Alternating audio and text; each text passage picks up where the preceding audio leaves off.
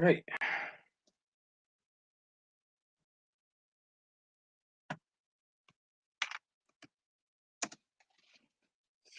Link in there. Wait for the peoples to jump in, and we can say, "What's up?" What up, Mullins?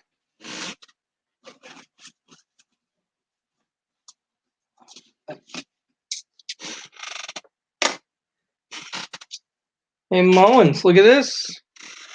W number 2 we picked up today. Now that they're almost over, now I can start finding them in Connecticut. Go figure. I'll be right back.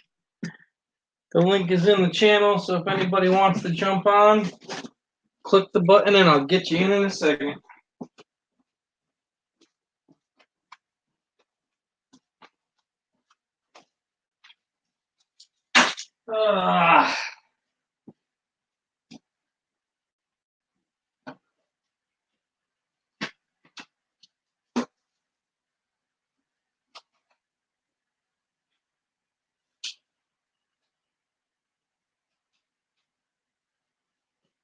Be there in 1 second, Mullins. I just got to put away my stuff from work today.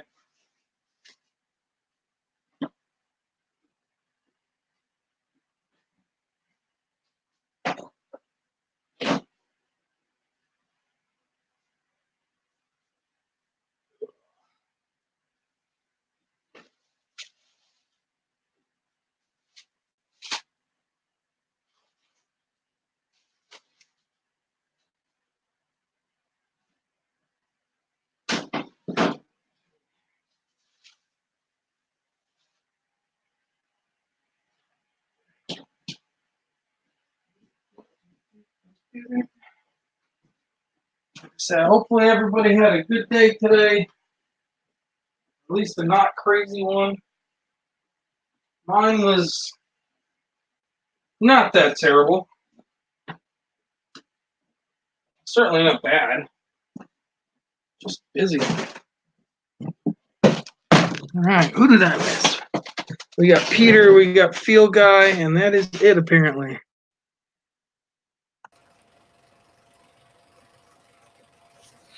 What's up, Field Guy? Greetings. Who dat? Go Saints. Go kick some Seahawk ass come Sunday. I had to say that. Somebody does. I had to say that. Well, Michael Mullins is here. You know, hate week. Yeah, that's all right. You can flip him the bird if you want. It's just Mullins. Yeah, well, he's still on my. But I am gonna. As soon as I figure out how to unblock him, I'm gonna unblock him because I can't be an asshole towards him. Because, you know, I give him the benefit of the doubt. I don't want to be mean to him anymore. I really don't. So, you know. I like messing with him. It just bugs me that everybody's putting a wrench on him just to keep him from getting timed out one time every time I see him. Driving me nuts. Well, he does that because a lot of these streams do mod giveaways. And if you're a mod, you might only have a 1 in 6 chance of winning, or 1 in 4. So yeah, me if somebody asks for a mod, I don't give it to him. So yeah. But yeah, my day was okay. Wasn't the best thing in the world because I heard some news that may kind of suck in the next week or two. But you know. Oh, that's not good. What's up? Just. Job-wise, they're laying off a bunch of people. Oh, man, I'm sorry to hear that. That sucks. Oh, it happens. I'm not on the list yet, but I could be. Because I get paid. Doesn't matter. If it's even being talked about, that's a bad thing. Well, I know it is because my bosses I was sitting right there, and my bosses started bringing up names, and they turned and they saw me, and they got really quiet. So I know it's coming. I make more than any of those people there, just about, other than the manager. So yeah, it's right. Possible. Yeah, it's coming probably. That's okay. There's a million jobs around here. I'll just go work 3 part-time jobs. It is what it is. Well, just do yourself a favor. If you even got the inkling that it's coming, start putting about 10% of your check away every week. Oh, I don't spend anything. I don't. Oh, there you go. I pay my bills and the rest goes in. I mean, I went in an auction. I bought a card. I bought a few cards for $3, but I really don't. I'm thinking of having an auction with like maybe coins and cards in it. I don't have a whole lot, but Yeah, you just gotta find that the draw. Yeah. I mean, And, that's just like anywhere else. true. And I did pass 800 people, so I guess it's a good thing too. Oh, nice. Hey, big bank, little bank. What's up, Bank? What's up, Bigfoot? How you guys doing? Yeah, Peter. I've been there a year. I've never called out in a year. I've stayed. I've done everything they've asked. Well, you see what catastrophized this is? They fired my store manager, and she'd been there. She'd been there like 8 years. What happens is I got a new DM, and we all know what happens when you get new management. They want their own people. So they promoted the person whose job I was going for in the first place, and she wants her own people. That's retail, correct? Yeah, retail. Yeah, say no more. You don't have these stores in your state. It doesn't matter. Retail is still retail. It's the same thing. Yeah. When you're a manager in retail, you're fucked no matter what. Well, my store manager she complained a lot, and she pretty much just used the F word around her superiors like candy. She pissed a lot of people off, so we kind of knew it was coming. I'm surprised she lasted 8 months as store manager, but she's been at the store for 8 years. I'm just surprised. Yeah. So crazy.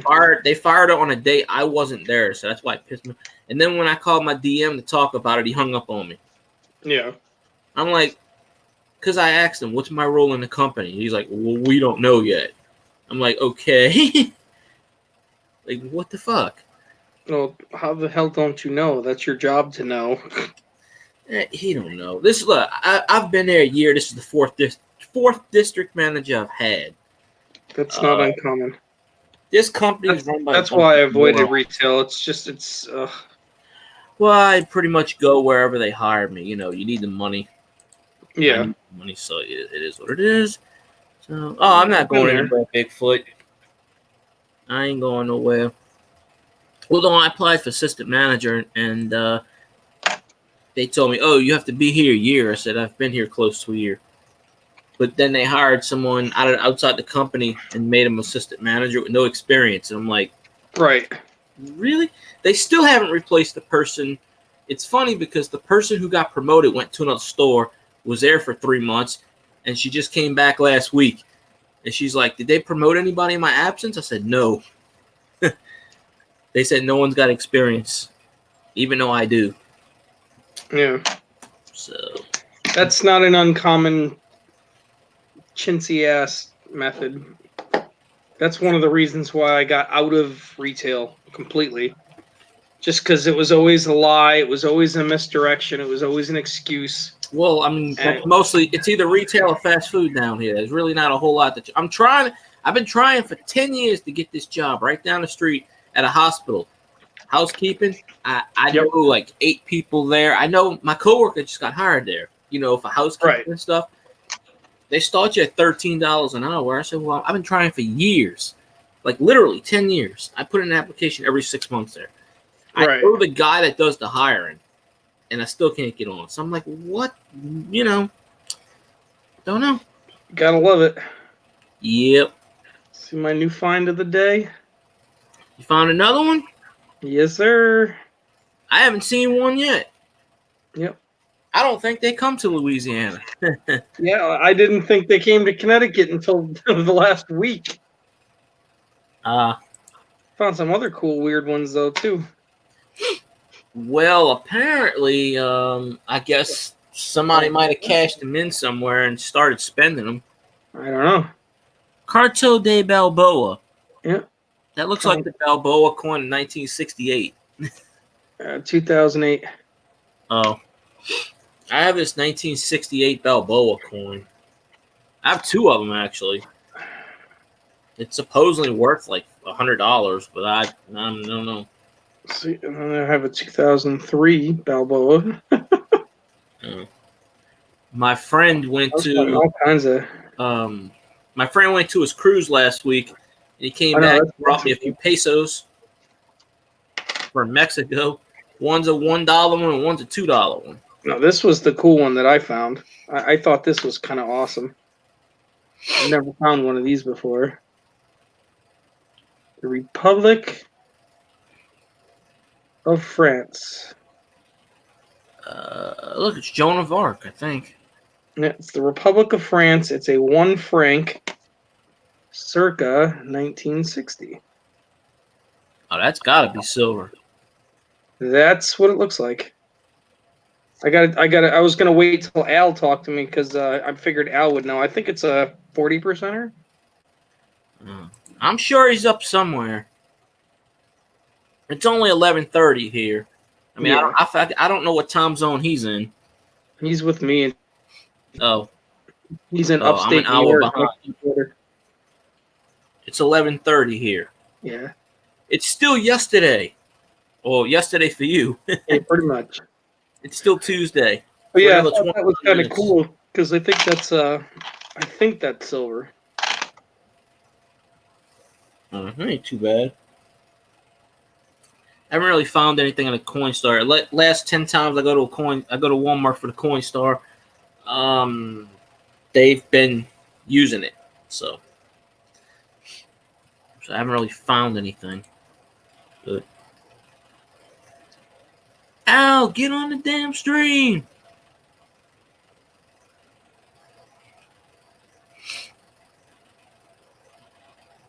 Where did Phil go? Oh, crap.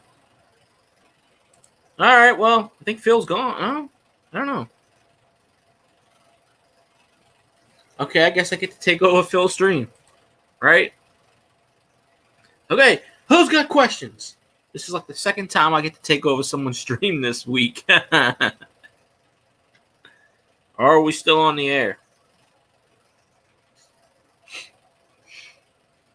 Okay, we still must be on the air. Or he probably did. I didn't hear him say anything, but I don't know. Look, I'm by myself. I think I am taking over the stream. Let's see. I don't really have any coins too much. Well, I have coins, but let's see. You are live, yes. I am tape delayed. No, I took over JP's stream last week, and I talked on there for 3 or 4 hours, and I got him something like 68 likes or something, and he usually gets, I don't know, like 73. You are looking live. That's okay, Phil. Take your time. I know how to fill in with some time. Cajun's still on. I was on his stream. I still got his stream running, but I'm not talking in the stream. But he's on, so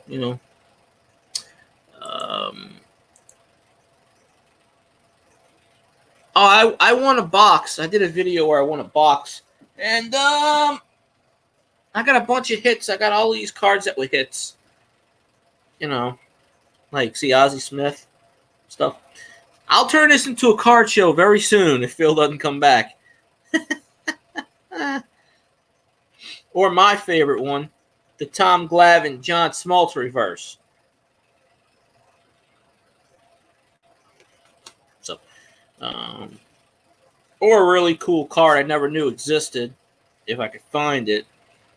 Of course, Will Clark is from Louisiana, so and there's a few good ones. I got a bunch of Nolan Ryans in here, and a negative reverse of Juan Gonzalez, of course, and another Will Clark. I'm trying to find the Mike Schmidt card. I never knew that one existed, but I got a whole bunch of cards. So 1990 Don Ross. I didn't know you collected, Phil. But I won a 36 box from a card guy. I win a lot of card streams. I haven't been winning too many card streams lately. Coin streams, but I win a lot of card streams. So I got the Nolan Ryan and the Nolan Ryan back to back. So that was pretty cool. And so, but of course I got another double standard of Smolty, which is Tom Glavine, because they put the wrong which color on. Most of them aren't really worth anything, 90s and 80s and 90s, because they were over mass produced. That's why I still got a box here from 29 years ago that someone sent me because I won in a contest. I mean, in order for really a lot of cards to be graded, it has to be a rookie card, or it's got to be like a PS10. Like, I know the grading system in baseball, in sports cards, because it goes 1 to 10. But, I got at least 2 million sports cards. Like, I like to do like, Greg, I'm not your Mo Vaughn.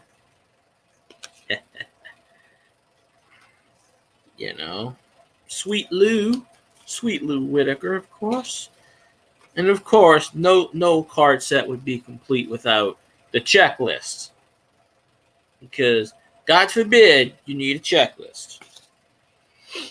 And I look on this checklist and I go, Seahawks suck. Okay, well, yeah, they do. All right. I didn't get the actual Griffey, but I got this Griffey. So, wait. I'm doing this by not looking at the thing. Okay, there we go. I'm back on the actual page. All these messages. Messages are supposed to go away on September 18th, and yet it's September 18th, and the damn messages should, that's a Sammy Sosa rookie card, before he turned white. So, I mean, 36 damn packs, and I didn't freaking pull a Griffey. But I did pull a Deion Sanders. I actually found out yesterday they made blue-white variations of this card that are worth hundreds of dollars. So I'm going to have to try to find some of those on eBay. But this card's worth a lot of money. Bo Jackson, I know that. But I really want to do an auction of coins and cards.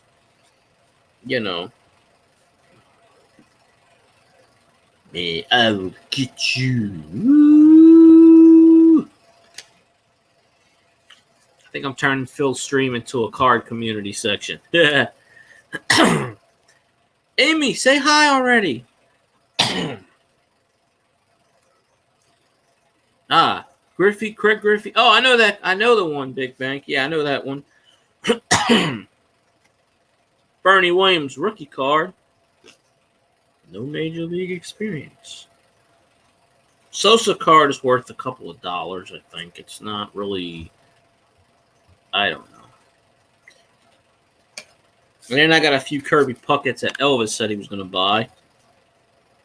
So, yeah, I won it on someone's stream. Of course, this has got the Yaz puzzle pieces, so it's got the Yaz card. So. But 1990 Don Russ is one of the best ones. I have the 1990 top set. So, I mean, the 90 top set is good. But there are streams I go on and I win all the time in card streams. I actually won a coin yesterday. I haven't won a coin giveaway in a long time. I think because Michael Mullins is taking them off from me. Which is fun. More power to him.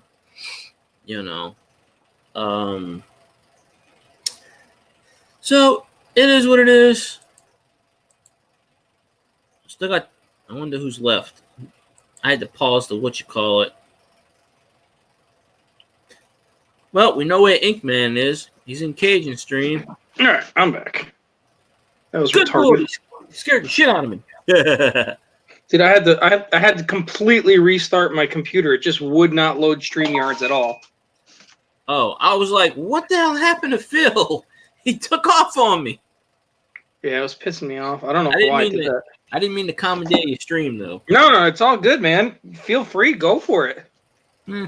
It's kind of nice to talk about cards instead of coins sometimes. It's a nice change. Yeah, true. Different topics and whatnot, man. Yeah. I gotta see if I can dig it out. I've got a small handful of Yeah. circa like 1980. There were porcelain baseball cards. Wait, do you? And I was just watching a baseball card stream right before I came on yours, and I still got Cajun stream running, but I'm not really talking to Boudreaux. Yep. Right? I mean, I'm on your stream, but I got Boudreaux stream running. No, I get it. But sometimes I do that just to support. I'll get like 4 or 5 streams going at the same time. You know, that way nobody feels left out. But this guy was pulling 89 Fleer. And I don't know if you know about 89 Fleer. Yep. With the Ripken era. Yep. You know about that? I've heard about it. I don't know which one it is. Well, I have all the variations except the one. It's the fuckface card. Or F-face. The one on the bat, on his handle, it says fuckface. Ah. And Fleer took the picture and didn't realize it until it got out. And kids were buying these cards, and they were going, "Look, Daddy, what's this? Look, Mom, what's?" And it caused controversy. What's this? So they had to blur it out. I got the white out version, the black out version, and then they just superimposed on it. But this dude pulled like 2 or 3 of them.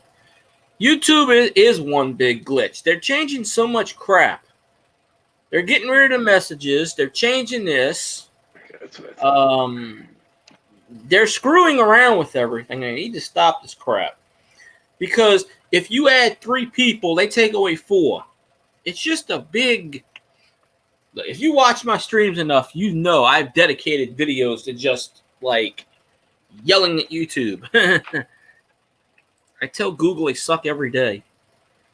I don't know what they're doing, man. They're just... They're only hurting themselves, really.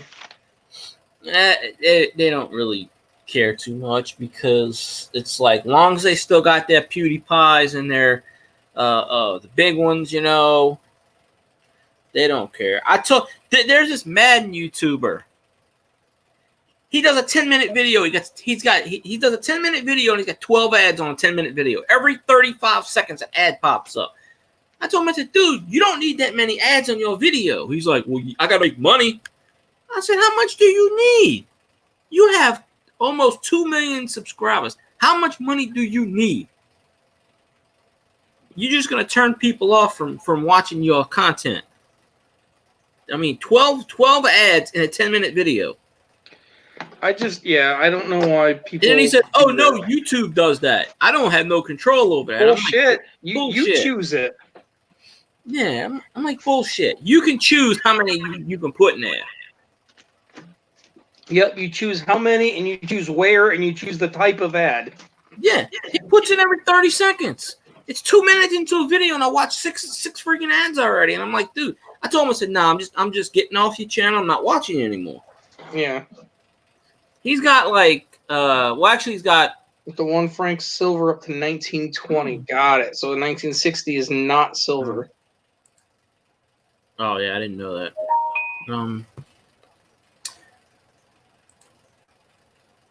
I never did find out if I sent this guy a PayPal for an auction I bought from cards, and I asked him like 18 times in the auction, did you receive my payment? Because I put his name in, but it came up as something weird. And I'm like, is this you? Because I'm like, it's only $3, but I don't see a refund button on PayPal anymore, so apparently I might have got rid of that. I don't know. He just went on Bill J. God damn it! We talking, man. He won on Bill. God damn. I didn't get to go on Bill J's today because I had to work. See, Bill J comes on at like 1:00, and I'm still at work at 1:00. I'm usually driving to work or just getting to work when that goes on. Al, you need to get on here and answer Phil's questions about stuff. Pronto. Okay, well, let me throw the link in real quick. It should still be on there. Yeah, I know. I kind of spam it everywhere. So. Yeah, it is. If you scroll up, it's still in there. What's up, buyer? Not much. What's going on, guys? Yeah, same old, same old. Straight out of bar. Guerrilla warfare. Make sure you time out Michael Mullins 37 times consecutively in a row. I don't know about all that, but I'll get him once.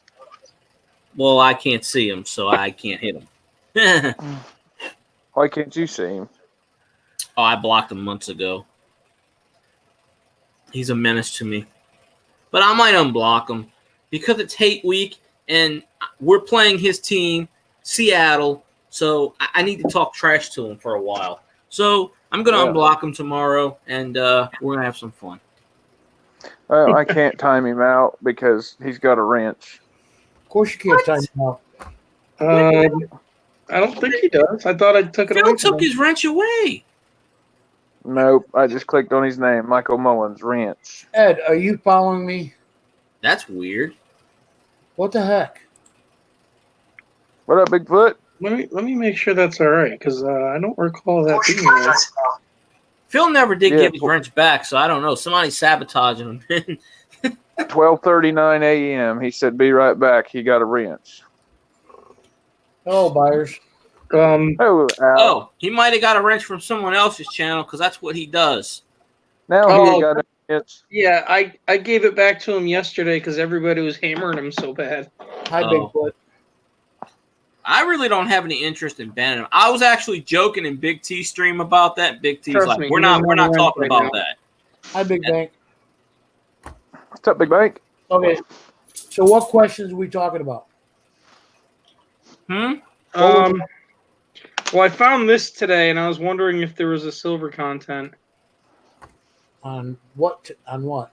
1960, 1 franc Negative, Ghost Rider. On what? On what? on a 1961 franc. What? I don't know. I don't know what the Frankly, fuck my it is. dear, I I've can't never see the had one of coin. these I things. can't tell you.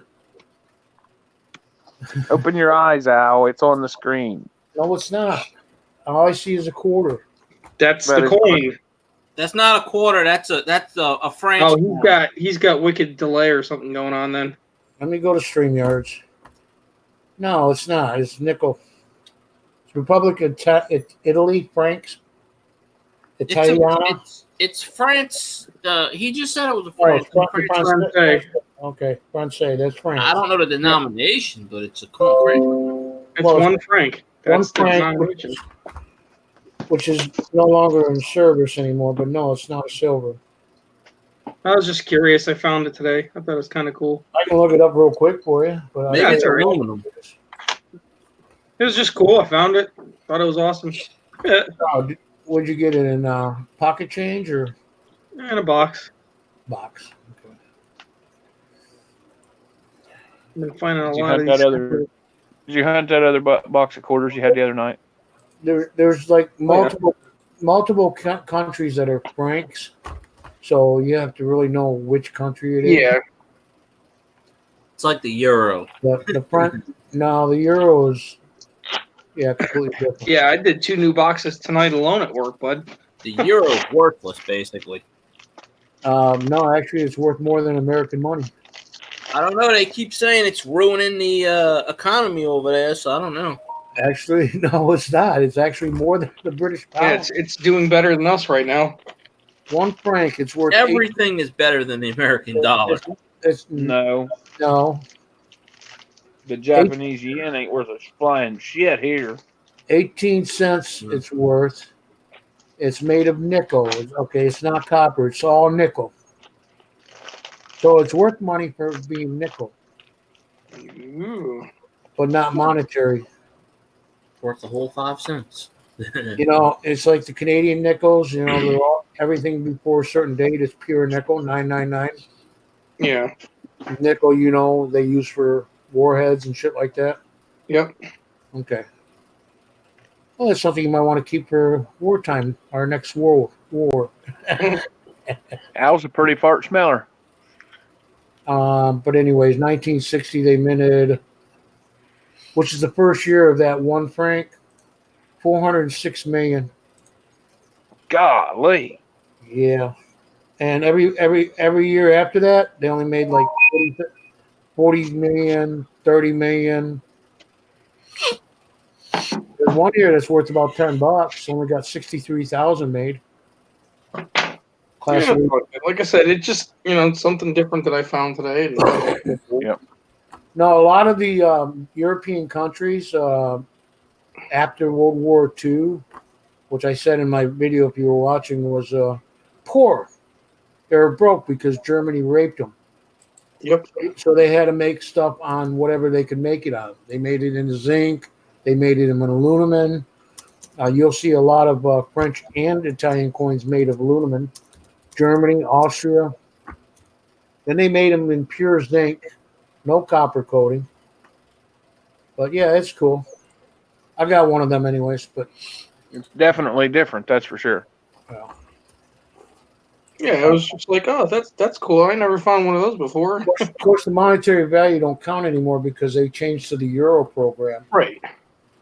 And did you know that the Africa is like 12, 16 countries that uses the euros, but they don't make their own coins, and they're all from the French colonies.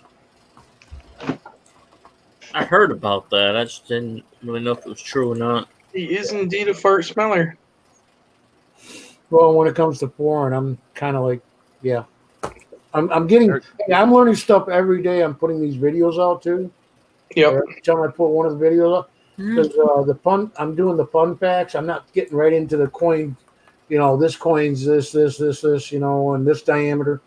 I'm just putting up the cool thing about the country, or what it's about. And it's pretty interesting. Something I wanted to do a long time ago. Well, as long as you're doing it now there, Mr. Al, that's all that really matters. Do it to it, Al. You can do it. Yeah. Okay, I'll shut up now. No, you're good, man. I was congratulating you, honestly. We were showing some love and appreciation for your hard efforts, Mr. Al. Yeah. I felt the love. Well, I didn't feel it, but okay. All right, that's not good enough for you. Well, I'll just use Colorado's love then. Al, shut the fuck up. Switzerland. Ow. Switzerland. Hush. Hey, I'm talking here. He's trying to be like fucking. As far as I know, Switzerland doesn't have francs. They have rapins. It has nothing to do with the French economy. Switzerland is also a neutral country. I'm pretty sure it is Rappins, Al. It's rappin, RAPPN. Yeah. But he said francs. Switzerland is francs. No, it's not. Switzerland is still making their own coinage. They're not euros either. Switzerland's always made their own coinage. They're an independent country.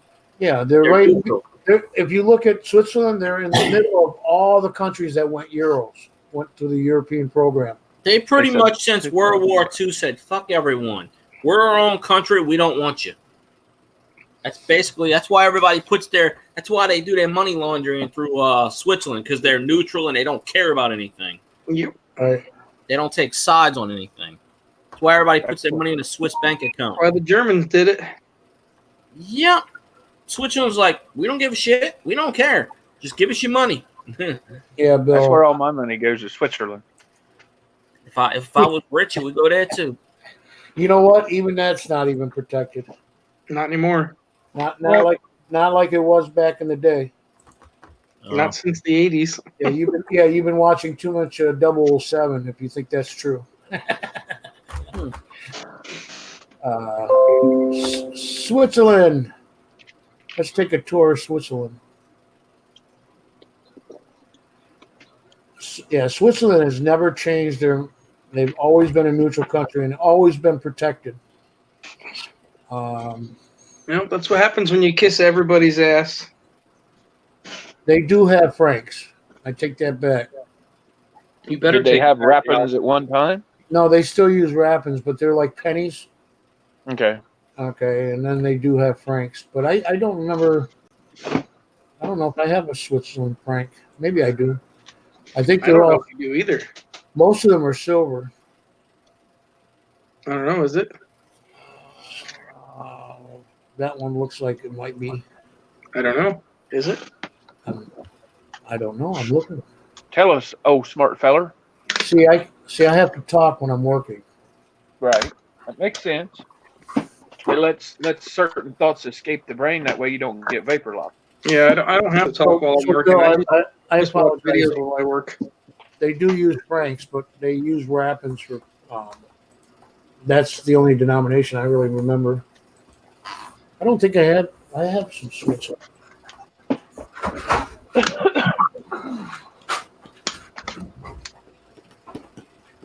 Oh God. Yeah, Bill says that he learns from your videos. Yeah. It's not all true. Don't believe what the internet tells you. Are they ever going to find the gold and silver fillings? No, that shit was already melted down and used somewhere else.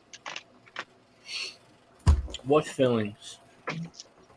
That the Germans took from the concentration camps and shit. Yeah, that shit was melted down and used to pay their fucking war dads. Yeah, up to. Oh yeah, they took all the fillings out of people's teeth and shit before they killed them. Yeah. Yep. That was already well known. They took them out after they killed them. Yep. Yeah. Oh, I thought it was before. No, they took it out after. They didn't squirm as much. Oh, well, yeah, it makes sense. Yeah, they stopped doing silver in 1958 in Switzerland. They went to nickel, copper nickel.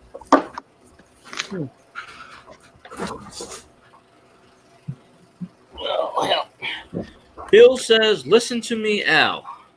What? Where? On the stream, he says, "Listen to me, Al."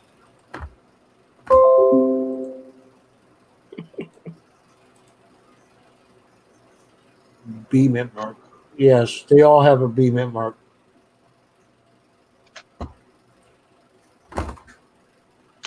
Well, a blind squirrel can eventually run into a tree and then knock out the acorn. So yeah, that tends to happen.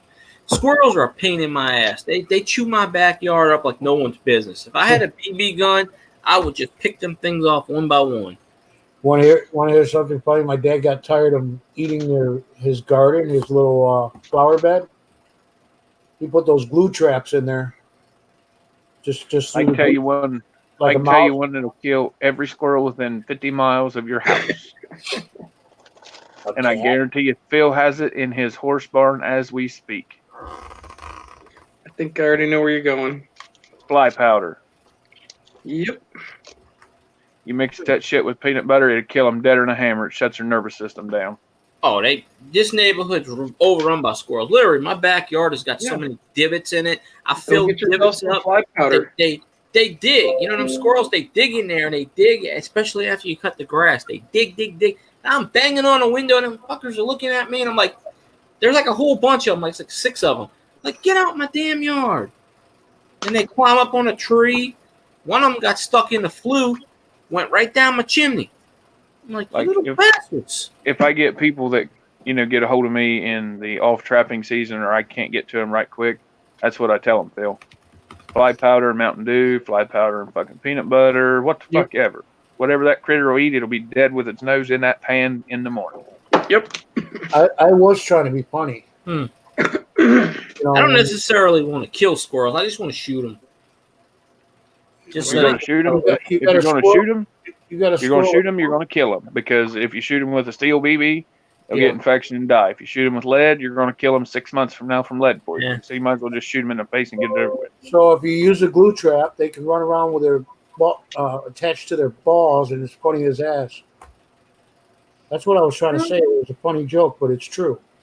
I tried to film a squirrel once. I went right up to it with my phone. And the damn thing just like lunged out at my phone. I should have put that video up. It's funny as hell. I see them all the time. One time, this damn squirrel jumped off a stop sign and landed right on my head. I'm like, I have this cap on, and I took my cap and I went boom, like that, and the squirrel stayed on my cap. Literally, just stayed on my cap. until I finally dropped it on the ground and I said, "Go." Drop it like it's hot, man. That Drop it like a bird. hot nut. There's Hi, a Bill. stop sign. Birds just like to go at my. I'm like, what the? Just my neighborhoods. Birds and squirrels. Hi, Bill. I learned from you today. You know why they're in your neighborhood? Because you're a nut.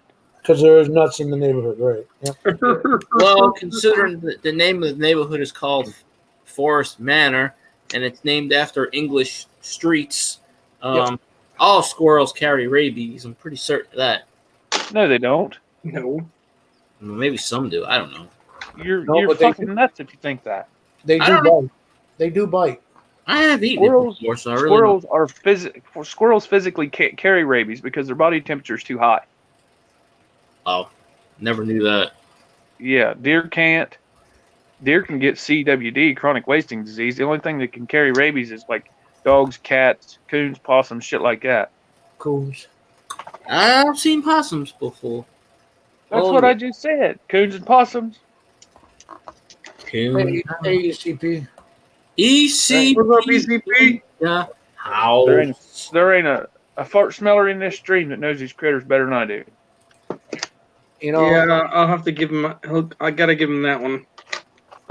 I He is a did- fart smeller. I did mention you in a video, Buyers. I know you did like a couple weeks ago, didn't you? No, not your shout out. Something else. I was talking about. Something. I can't remember what it was. Hold on. Oh God, I'm scared now.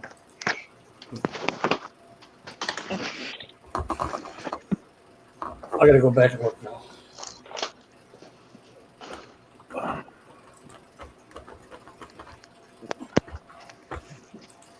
Oh, when I did the Australian video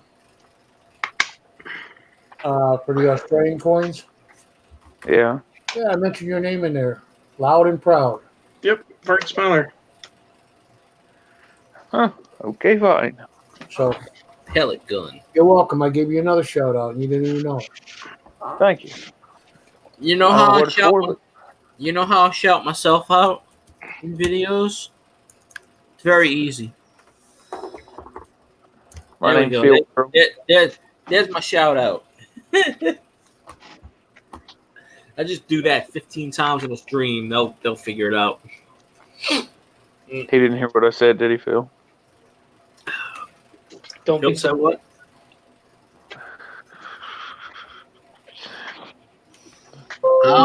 How what?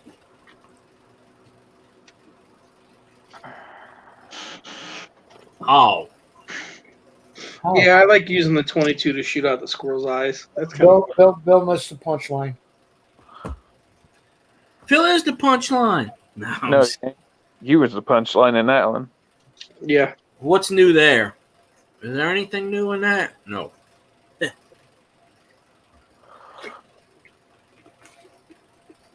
But I didn't hear it anyway, so. Yeah, we know. It's okay though. You know why? Because it doesn't matter. No, I used to have a. Was it Merlin? Yeah, I had a Life 20. doesn't matter, but it still goes on. I had a nice 22 Merlin I bought back in the 80s. It was a 13 shot. 22. Marlin 60.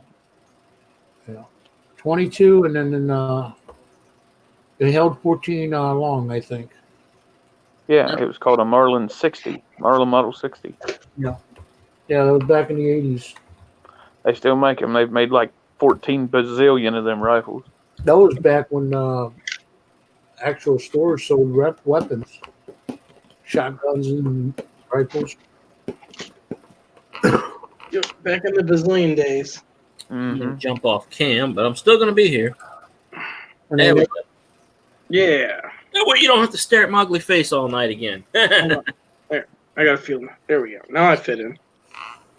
Plead the fifth. I plead a fifth of Jack.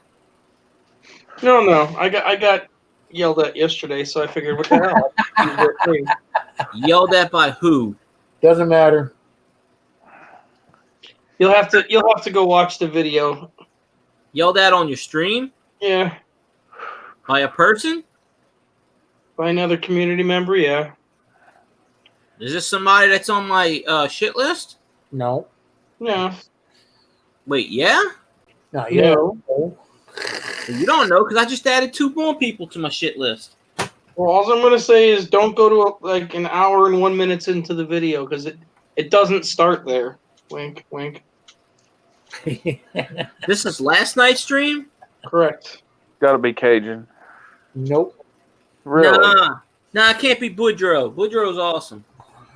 You want to bet? I got yelled at by Boudreaux for 20 minutes one night. We all got yelled at by Boudreaux. And I No. wasn't even in the damn stream. Never piss off a Cajun. I'm telling you. Oh my You gotta God. understand how a Cajun thinks. He was I foaming, got him to actually swear in my stream. he was foaming to the mouth. Oh, He Boudreaux was yelling at me, Melissa, Phil, and Al, and I wasn't even in the stream. Hadn't been for like 15 minutes. I was in a stream. He just ended his stream like 20 minutes ago. I told him, come on Phil's stream. He won't. Nope. No. Cajun's a great guy. I love Cajun to death. He's very knowledgeable, but he doesn't know how to take it. He's very traditional. He won't come over here. He hasn't been coming over here lately. I don't know what his deal is. Like he popped in yesterday for like 20 seconds, but I don't know. He's been avoiding it lately. Which is I mean, it to each his own, but He did. I pop try to in go for on a everyone's few stream. Where's, Much my, as I can. where's Kellen in freaking Colorado so they control me? oh, probably on Cajun stream or the other ones that are running. Cajun just ended his stream about 10 minutes ago. Non-confrontational. Confrontational. I was in the middle of talking non-conformance is to him. live. I was typing It's something Callie's to him. live. Clicked it. Field girl, I'm talking here. Oh, Rich What? Callie's lives. That means Cajun's going. Get my over name there. right, damn it. I did. Field girl. I'm a yeah. Let me see. I'll think of something to say your name later. Go ahead. You ain't gonna hurt my feelings none. You ain't figured that out yet. Go right ahead. I don't figure anything out. He is a jackass of all trades. That's damn right. I resemble that fact. Figuratively and literally. No, seriously. Yeah, there's nothing that I don't know that he knows. Because I've learned it from you, Al. You did not. Bing, bing. You stole my ideas. I planted the seed. Oh! Oh!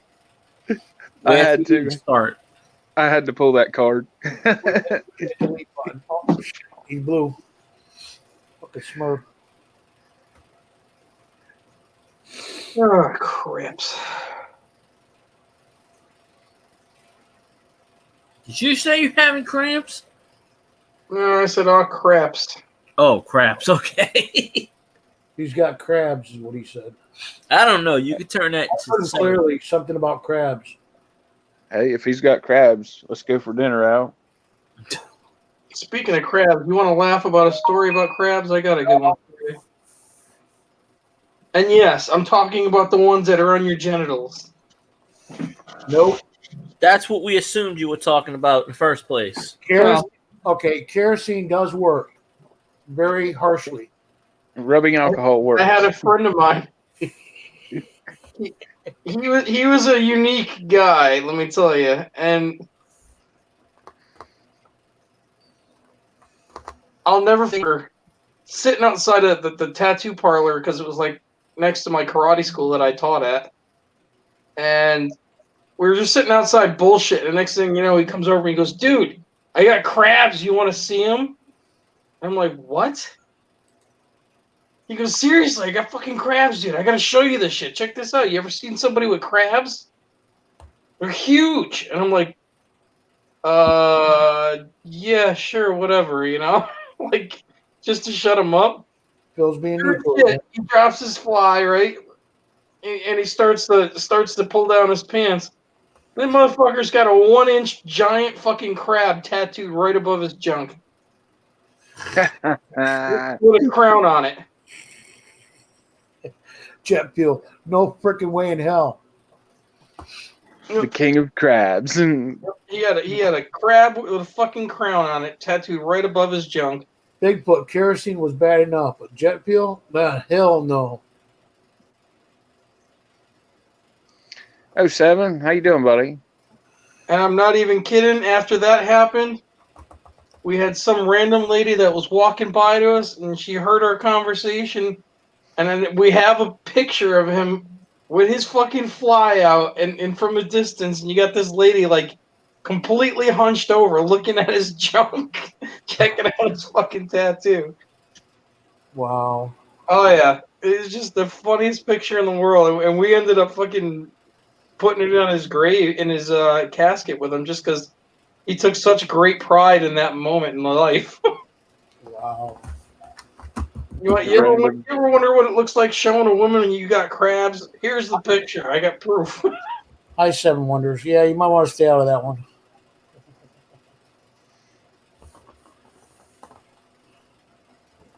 Seven, are you drunk typing tonight? He said that's a long way to go for Oh, sounds a joke. oh my God, he is slow. Hurry up. Seven is your CD skipping buddy.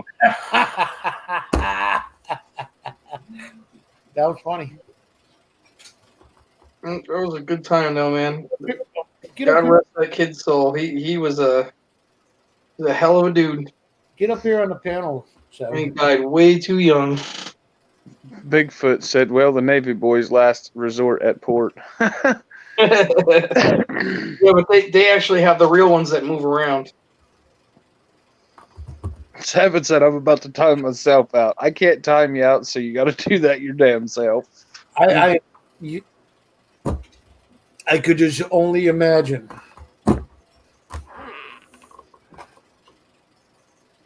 Yeah, that's true, Ed. I've seen those tattoos too. I've seen them on asses and above wieners, and yeah, woohoo! It was funny the first 10 times I seen it, but Yeah, we were just talking about tattoos over there in Candle Stream, but Yeah. Then we started talking about piercings, and yeah, I didn't go there.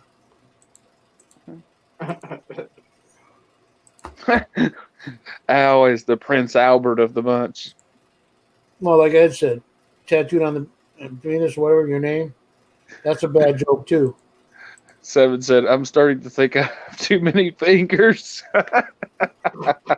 Well, the joke I remember about the having the name tattooed on the penis is, uh, you know, to what do you call it, nude camp or whatever you want to call it, nude beach. He's at the bar talking to the bartender and all that, and says, and the bartender leans over, oh, you got, or no, the drunk there says, oh, you got your wife's name's Wanda, huh? Girlfriend or whatever? And the Jamaican comes out and pulls it out and says, no, it says, welcome to Jamaica, tattooed on his dick, penis, whatever. I got one similar to that. It's old. Dude walks into a bar and says he's got TNT tattooed on his pecker, and the bartender says, "Oh yeah, let me see." He said, "Well, it's actually Tallahassee National Trucking Company." That's even longer.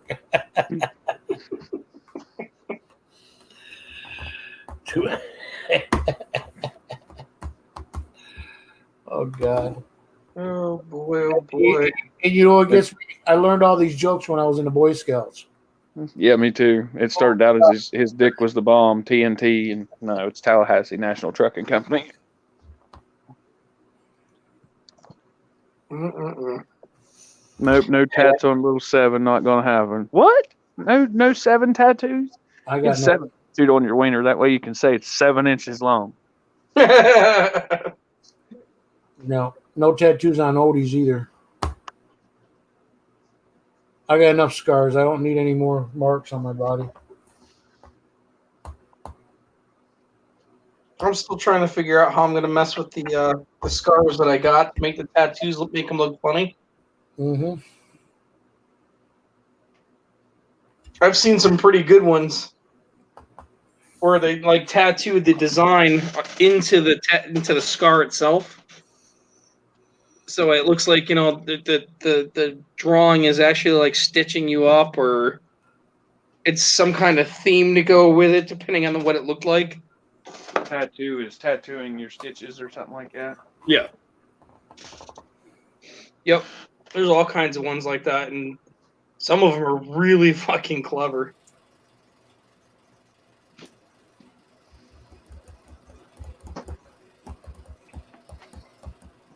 Really clever. Mike will finally go to bed where he's got to go to school tomorrow. No, I timed him out. No, he's there. He started using his Uncle Al account again.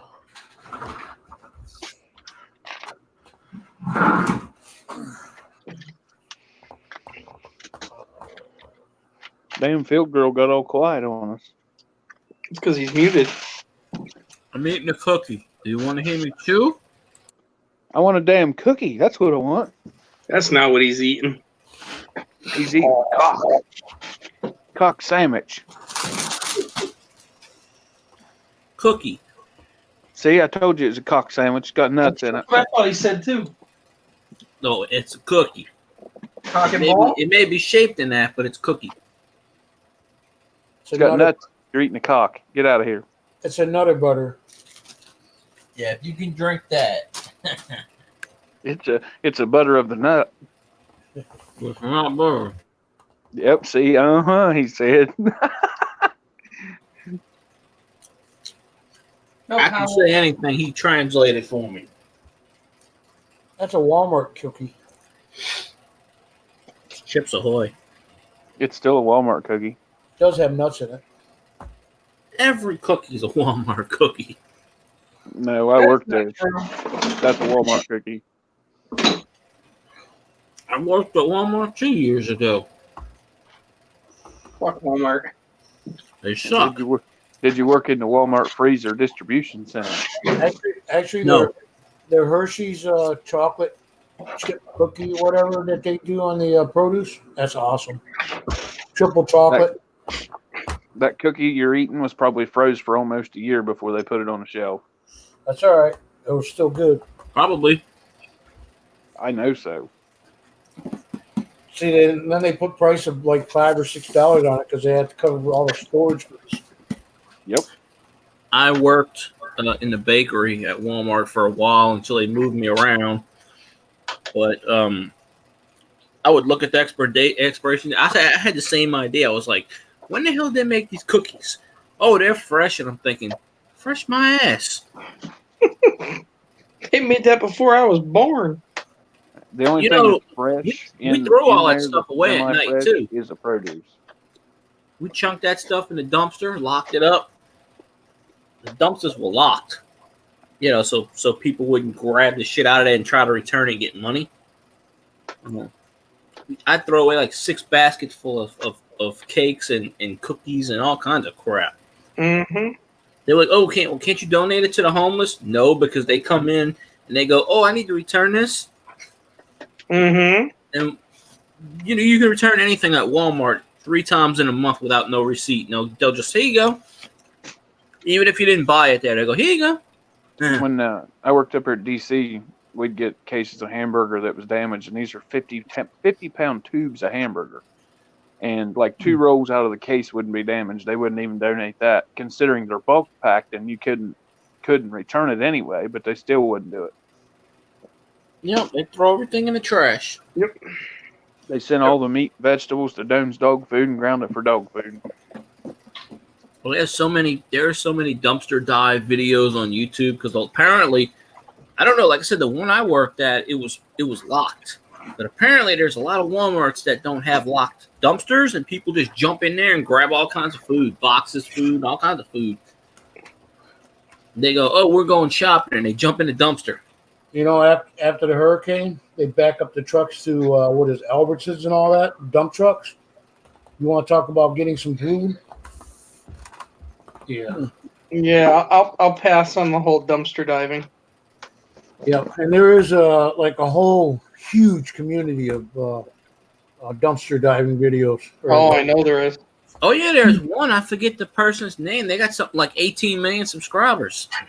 I can't remember who they are, but I watch their videos every once in a while. And that's all they do.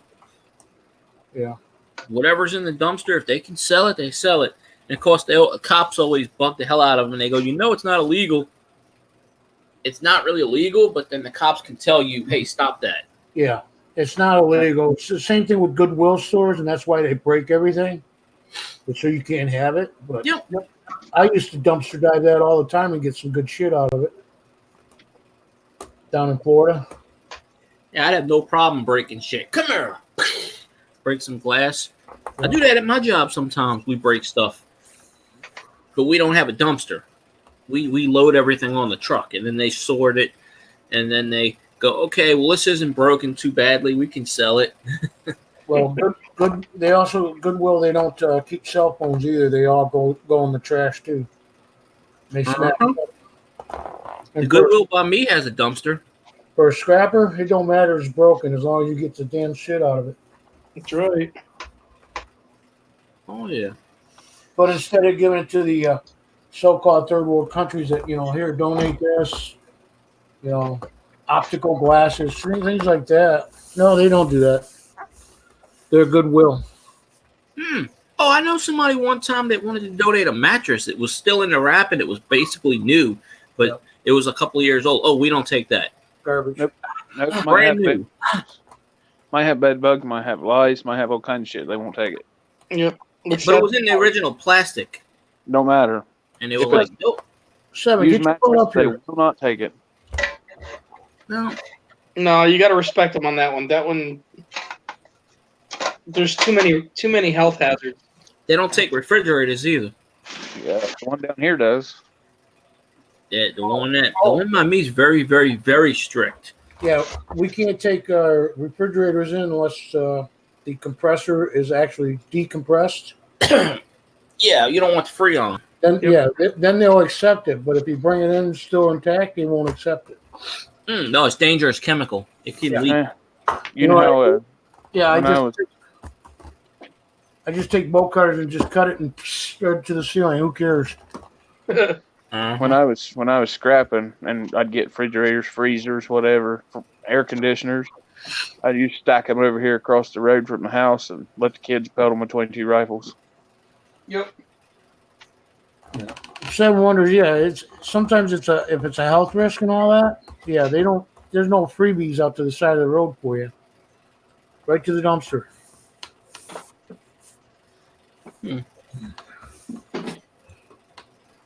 Very interesting.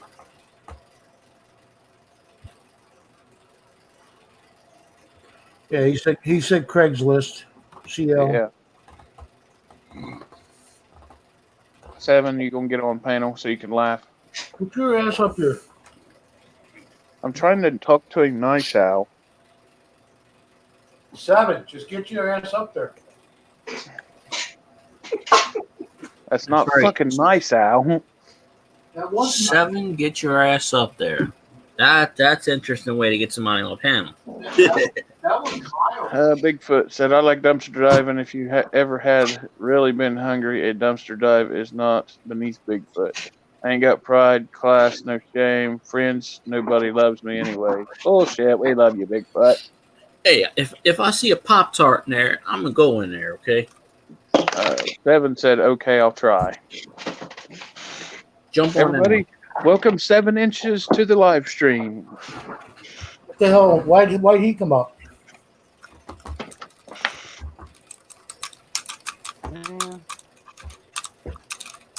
Hello, 7? Yeah. All right, he's having technical difficulties again. Hello? Me love you one time. Hello? Here, kitty. He gone. Be gone. Well, he made his brief appearance. All right, that was close enough. He said, nah, I'm not getting in a stream with these crazy fools. I'm out. You hear these He's some just red design talking to these assholes. He's just as crazy as we are, Field Girl. It's okay. We all crazy. Especially when we respond to Field Girl when we don't like the term Field Girl. Exactly. I wish I could time him out on panel, but it don't work like that. You can keep clicking the mute button, but it ain't gonna work. Right. You mean you can keep clicking the mute button? No, he can pretend it's there. There's only one true way to get Field Girl off the panel. Shoot my phone. What, to get off the panel? Shoot my phone. There's always a way to get off the panel. 7, I can you hear us, made it. buddy? You Yeah, made man, it. I made it on the second try. It's like, that only happens once in a while. Yeah, usually it's 3 or 4 times. It's a new I know, record. right? I know, pretty much. It's all Al's fault. Yes, it is. How you doing, Al? Hey, buddy. How come we don't see BC much lately? Is he all right? I don't know. Who? I seen him in a stream the other day. He Yeah, come in but for just a few minutes. Did you say VC? BC. Yeah, Yeah, I saw him earlier somewhere. I can't remember. he was on tabs for a minute. It was where? Candles. He was on hers for a couple minutes. Oh, today? Ah, okay. Yeah. Yeah, a couple I hours haven't ago. been on there in a while. I didn't see him then. Yeah, he was there I'm for- intentionally avoiding a certain stream for a while.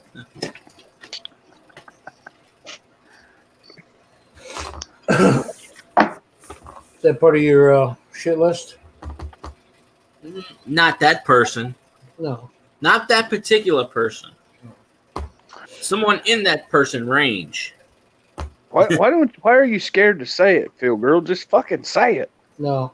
Say what? I've already said it on my stream like 15 times. I don't need to say it again.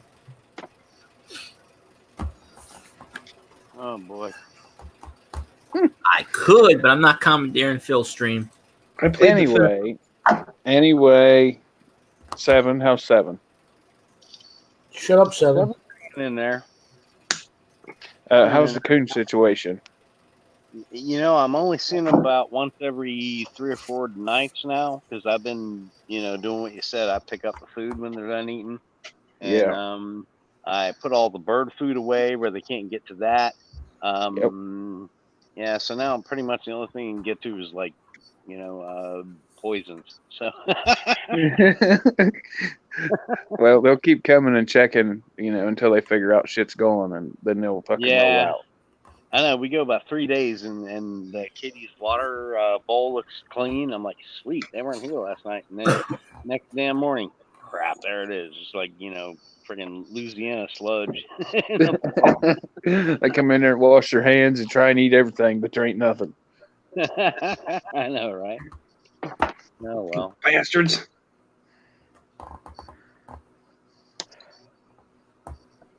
If it gets too bad, get you a BFH and just sit out there, and when they come under the door, just smash them. Yeah, Stay away from my dumpster. I have plenty of tools to eliminate them, but I just don't want to go to the extremes. I don't have to, but Right. I'm telling you, it's a fucking blast when you hit one so hard its eyeballs pop out and roll across the floor. that's wrong, bro. See, you're laughing now. You're Yes, laughing, I am. Yes, I am. but you have to There's a admit, reason why it's funny. that is a quick and painless way to go. Yeah, true. That motherfucker didn't feel a damn thing. Oh yeah, well, that's like a copperhead I shot a couple weeks ago. Man, he was like, yeah, he didn't know it. He was like, boom, done. Mm-hmm. I mean, I personally, if it was just me living here, it wouldn't be a big deal. But my wife's 5 foot, 100 pounds, soaking wet, and I got the outdoor kitties and all, and they don't know the difference. I mean, when they find a snake, man, it's like party time. Right. Yeah, Like they 4 or don't care if 5 it's of them. venomous or not. No, they don't know the damn difference. I mean, they mess with black races all the time. They have to go rescue the snake and take it out back. Do you take it behind the woodshed and whoop its ass? No, no, I take them out back and let them go, man. Because they eat mice and bugs. 7. It's so Yeah. funny. We're part of the SPCA. We had like 13 feral cats here at one time. Yeah. And we finally got them all neutered and spaded and all that crap. But yeah, have 13 cats bring up 13 dead animals onto the porch. Oh, look, feed me. I did good. There isn't one damn thing left living on this property except a skunk. Apparently, Yeah, apparently they made friends with the skunk. they're all different, man. I mean, some of mine will like. Well, there's only about 3 of them who are talented enough to catch squirrels, but when they do, they eat them. I mean, the only thing that'll leave me is the tail. But Yeah, maybe. yeah, well, Sometimes they'll leave the guts and all. Um, Bigfoot, I professed that to him, and he's like, he didn't want to go that far. So he just wanted them to kind of leave on their own. He said, get you a trapping permit and a couple Victor 1.5s, February or so, kill them when they're prime. Yeah. yeah. I already have 4 traps in my garage, but I'm hoping. Well, it seems like we're heading in the right direction because again, they've dirtied up the water bowl, which is a definite sign they've been there. They've done that maybe twice in the last 10 days, so I think we're heading in the right direction. Yeah, as long as you keep the food up, they'll finally figure out, hey, there ain't nothing here for us, and they'll roll out somewhere else. Yeah. I have a question for you, Seven. Do you have a camera that you can set up there and just see what No, I don't. Actually, I don't. Some of these good folks have seen little live clips of the raccoons in the garage, but yeah, no, I don't have a game cam or anything I Well- seen eyeballs, is all I seen. like that. that or go get yourself a trail cam. Yeah, they were live on my video the other day. He definitely got critters there. Yeah. Oh yeah, yeah, But you He's know, got more than a woman living in his house. How about that?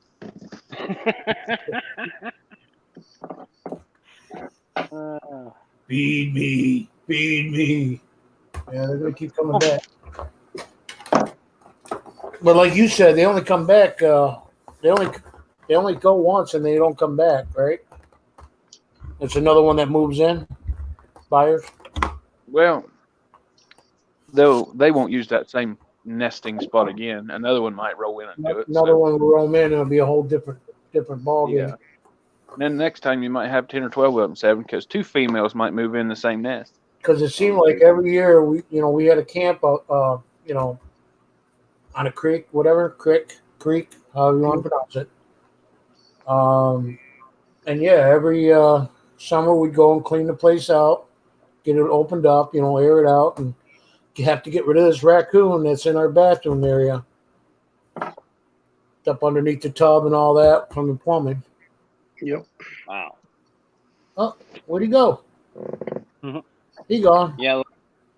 Last winter I only had I had a mama possum, but eventually she got invaded by me and the kitties.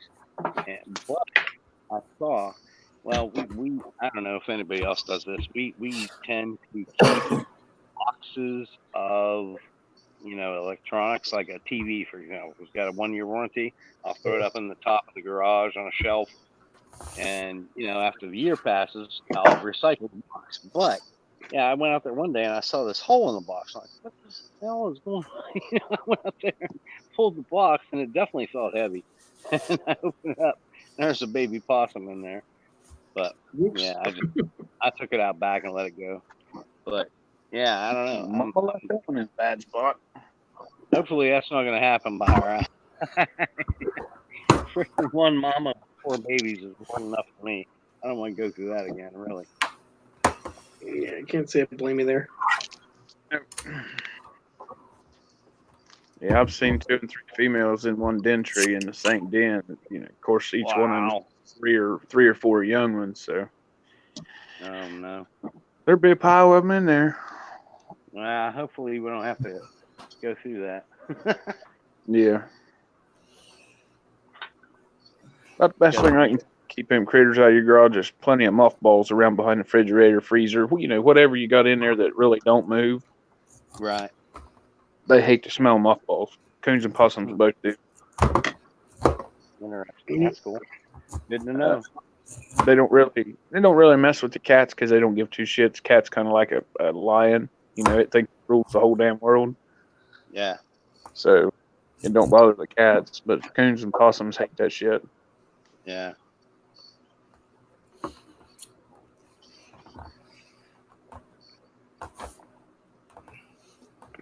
Yeah, it was kind of weird, man. Some of the cats would stand up to Mama Raccoon. She'd stand up and on her back legs and put her arms up in the air and hiss, and they'd do the same thing at her. I'm like, oh crap, this is fun. The fucking fur's about to fly. I know, right? I don't know how many here heard me mention, but one night she did that to me. And so Mama stood up on her back paws and Yep. put her front paws up in the air and hissed at me, and I put my arms up in the air and went. She was like, "Uh-oh." She kind of just backed down and ran and hid in the back corner. She's probably thinking, this motherfucker's huge. Right? Oh, damn. He's a little bit bigger than me. If that had been me, I'd have field goal kicked that hooker right square in the guts. Boop. Mm. I'd have took my 2 steps backwards and 2 steps to the left and give her a big heave. All right.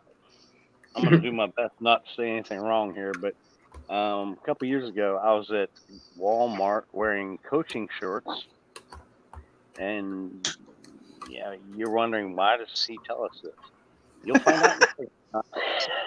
Nope, I'm not wondering it at all.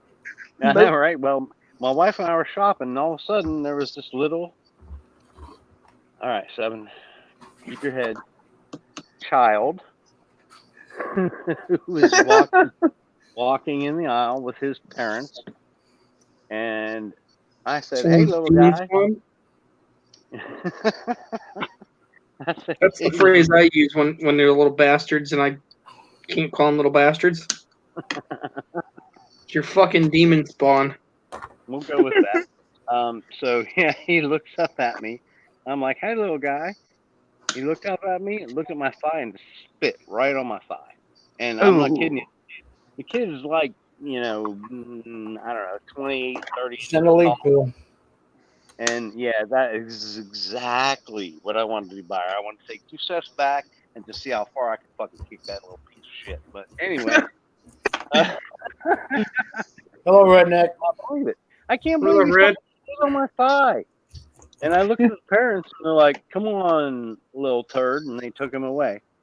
They didn't even say sorry or nothing. I'm like, neat. Yeah. Good fuck. How would have Dad thought if you just walked up to him, looked him up and down, and busted him right in the mouth? I know, right?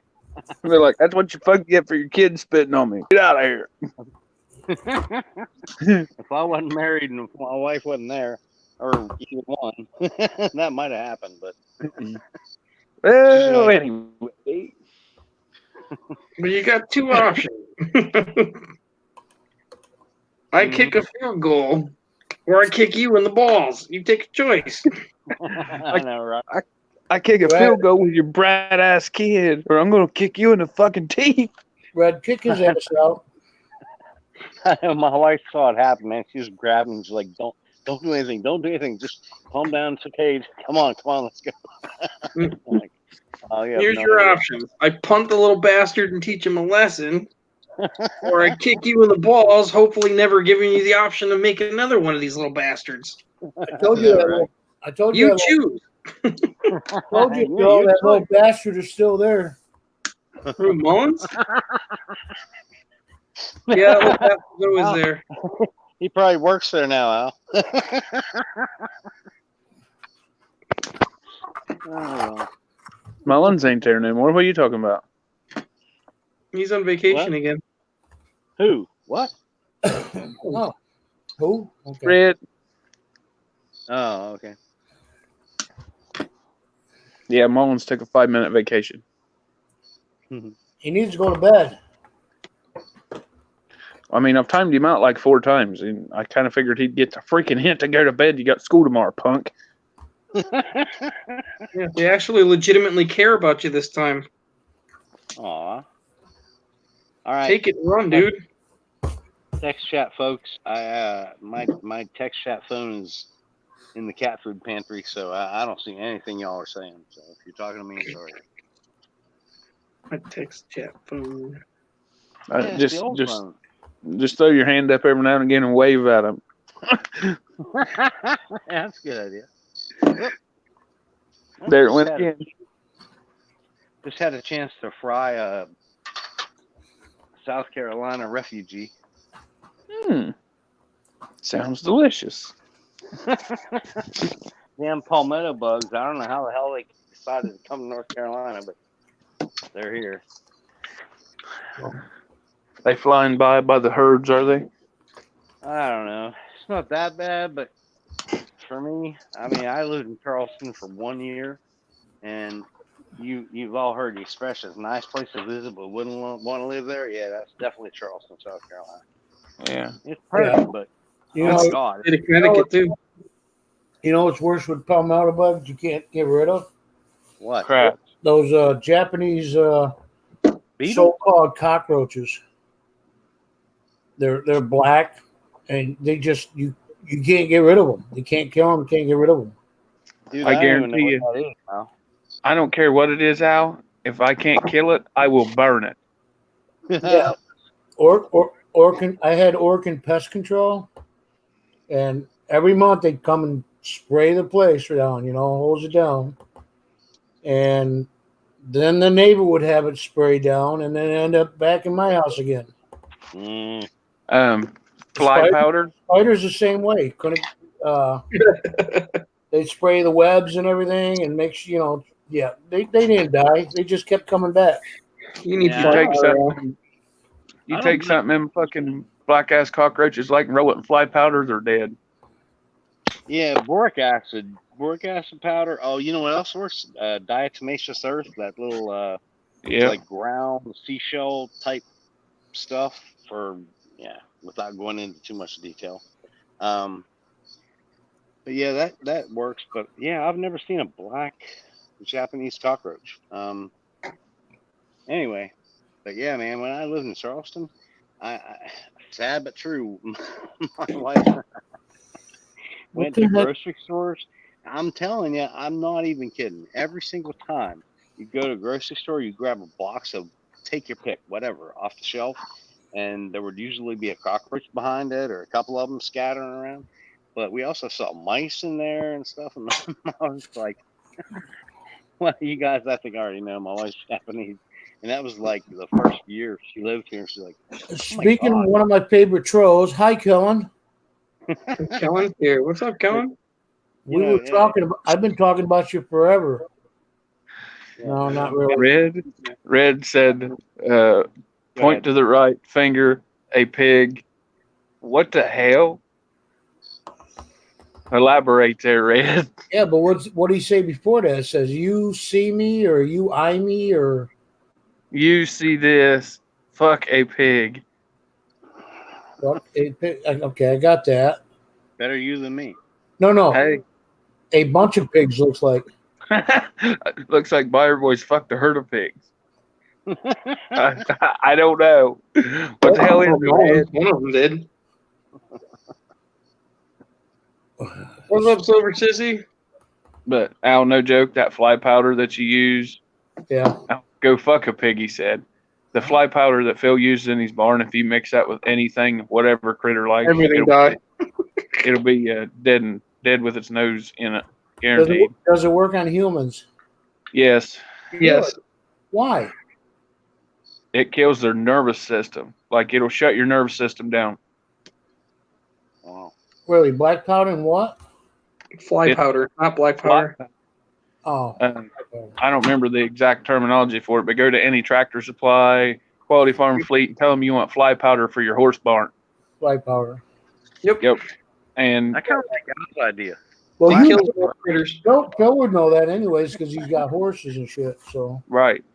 So for like coons and possums and bullshit, like if I tell somebody to use it, tell them to mix it with Mountain Dew or some kind of citrusy sweet soda. Yep. Whole box, bottle pop, mix it up. They'll eat it, and they're dead within 5 feet of the pan. No joke. Wow. Like I killed a den of coyotes with 1 box of fly powder. A den of coyotes. wow. Are you serious? Swear to God. Wow.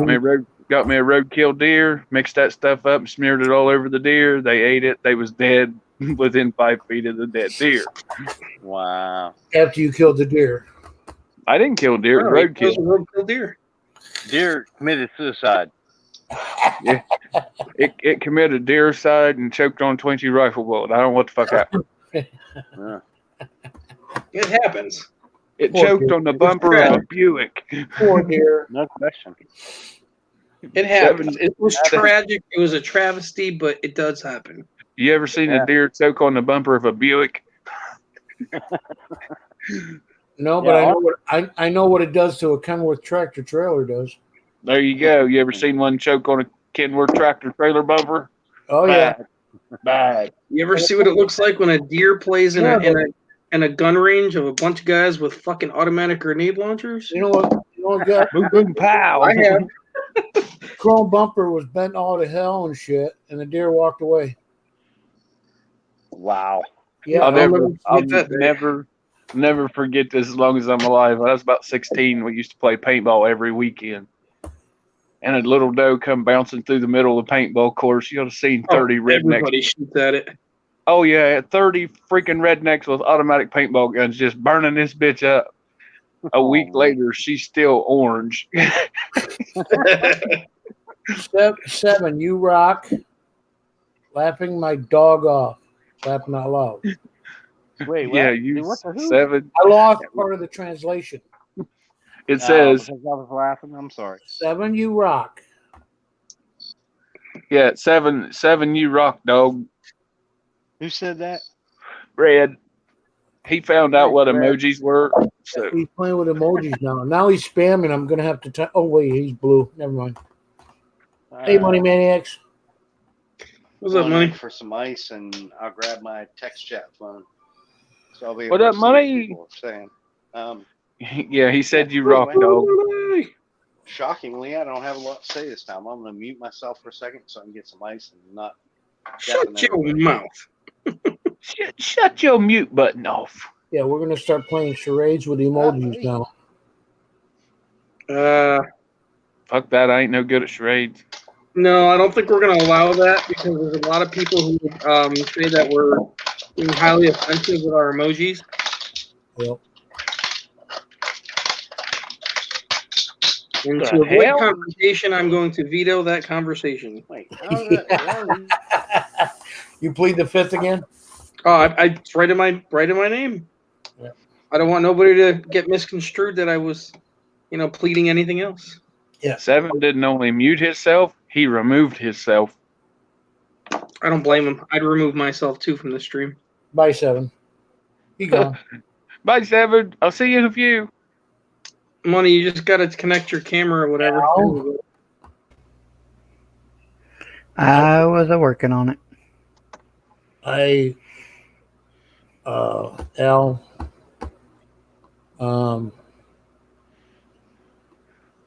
Explain to me what the arrow pointing that way is for. Let's see. Ow, you fuck a unicorn. Because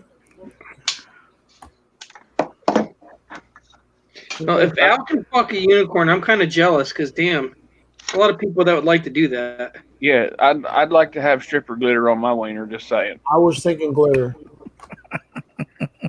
Yeah, I'm just saying, man, that fucking emoji shit is the bomb, dude. You just figured this out after 14 years of having emojis? Yeah. Get out from under the rock and put the Dude, lettuce down, bro. I just got a fucking Android phone like fucking 2 years ago, man. I was still using the old Motorola flip phone, man. Okay, 2 years you've had emojis. Get out from under the rock and quit smoking the lettuce. Well, I've never seen them before, man. I mean, just saying, Red. They've been there for days. Well, today's the day that I found them, so go fuck a pig. Red was today years old when he figured out he had a unicorn emoji. Hey, Red. Yeah. You put out 2020 again. Is there a reason why on both your channels? Yeah, man. If you actually watch the video, then you'll see that it was upgraded. Oh, so you added a couple more names? No. We added in the logos and stuff for all the channels and everything. So it's coming in 2020 is what you're saying. Yeah. Okay, I got you. Because I was like, what the hell? Yeah, we're not launching Redneck Metals completely, like selling stuff and stuff like that until the new year. Right, cool. That's a smart move. Actually, it gives you time to get it prepared and all that bullshit. Get So that that, stuff Well, before it's not dead. just that, but I'm getting it all licensed too, right? So so that means I got to watch 2 more videos that is a minute and 52 seconds long. yeah, I'm getting it all licensed and everything. I'm getting the name, like the brand license and everything, and then I'm getting a copyright infringement put onto it as well. Yeah, but is that the same as Canadian, as in America? I'm getting it worldwide, man. Okay. Yep. Yeah, copyright licensing is worldwide. It's I mean, Just I could have gave you. an FYI, Red. There's a company out there already that has trademarked called Redneck Metal stickers, not Redneck Metals, but Redneck Metal. Well, And that's fine, but I mean, Redneck Metals will be trademarked. right, it's a company that does 4-wheel drive bullshit for trucks and stuff. Yeah. So just FYI. Yeah, Yeah. that's fine. I have but it's for U.S. government. I have a website you can look at. It'll tell you every patent there is in the U.S. and Yeah. trademarks. trust me when I tell you, it Now, does not tell you every patent. what's that? It doesn't tell you everything. It doesn't tell you every one of them. I guarantee you that. This is There's a lot of well, fucking. no, because there's things coming in all the time that's already been put in that hasn't been updated onto it. Let me. No, the only reason I say that is because when the government steals patents and uses them in the military, they just don't release that information. They just it is not there. It disappears, right? Yeah, they do it. But I'm getting all mine done and everything. I'm paying for the licensing and all that shit. So, I know that stuff's pretty expensive too. well, for here, like to pay here, it's about $1,200. Right. But then that means then it's all legit though. You know what I mean? Like I ain't got to worry about anybody stealing the name or the brand or any of that shit. You know? Yeah, Right. then all you gotta do is worry about your licensing and all that shit, and you're good to go. Yeah. Well, this Yep. I'll be glad to see it when you guys get it finally finished up and rolling properly. You know what I mean? Yep. So I got a Well, question for everybody off topic of what we're talking about. we're Does talking about. anybody have an extra 1909 to a 1940 penny book? Because mine ripped in half, and every store in town that I can go to that we live at either don't carry them or they're fucking completely out, and it's driving me. You buy it yeah, at Amazon. I think I do. I think I got one. Drives me nuts. I think I got one. You can find them I'm on on- Amazon for $3 or $4, bud. Yeah, I Yeah. bought Amazon, and you can buy the Mormon book, which is strictly all wheat penny book, or you can buy multiple books. I don't do pennies though. I just want the Harris book to match Anyways. everything else that I have, but Red, here's a link for you for the U.S. government patent office. Everything that's they have listed right now. I've already talked to them, Al. I've already sent them everything. I'm just waiting to be approved now. So, what's the trademark going to be? Redneck Metals. Redneck Metals.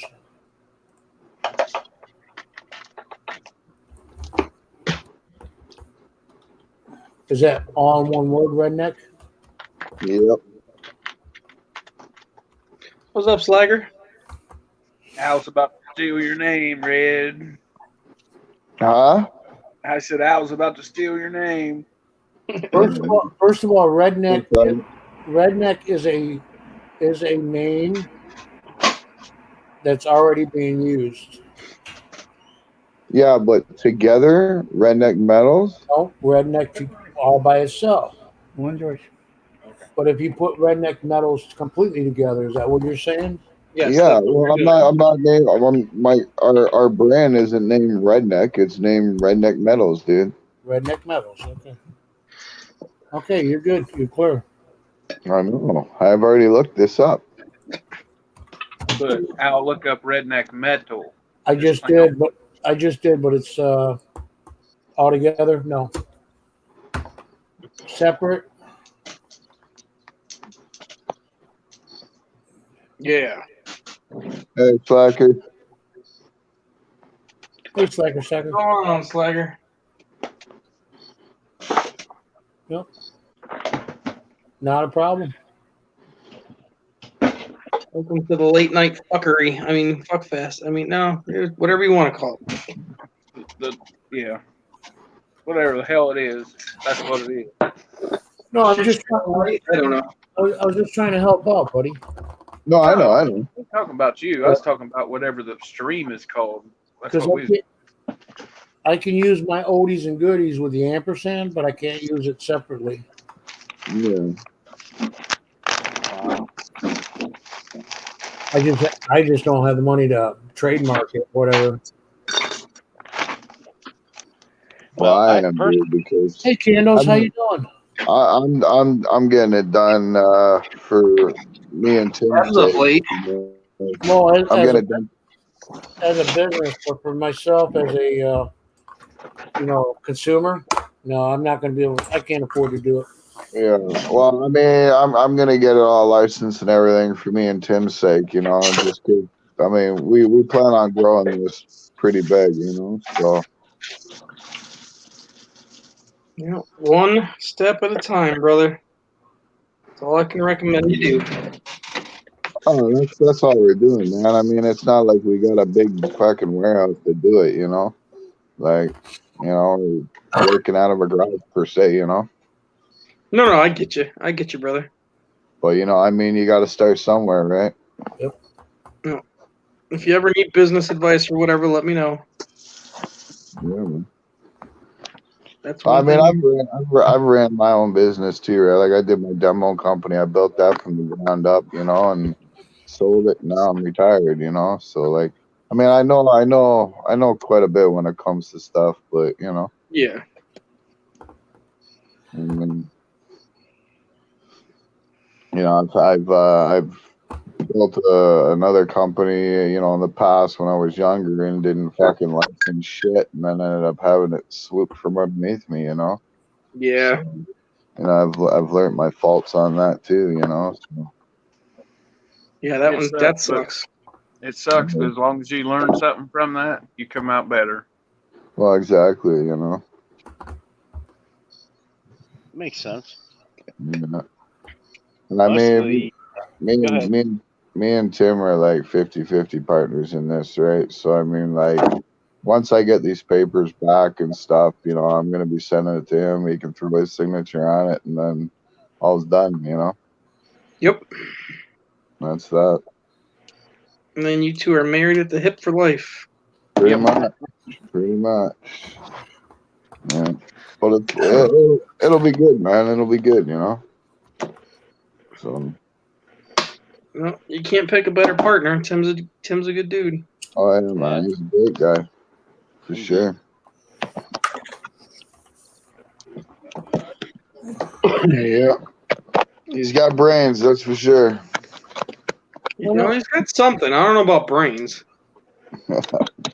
Candles, you're welcome. I actually thank you more than anything to having them stream up.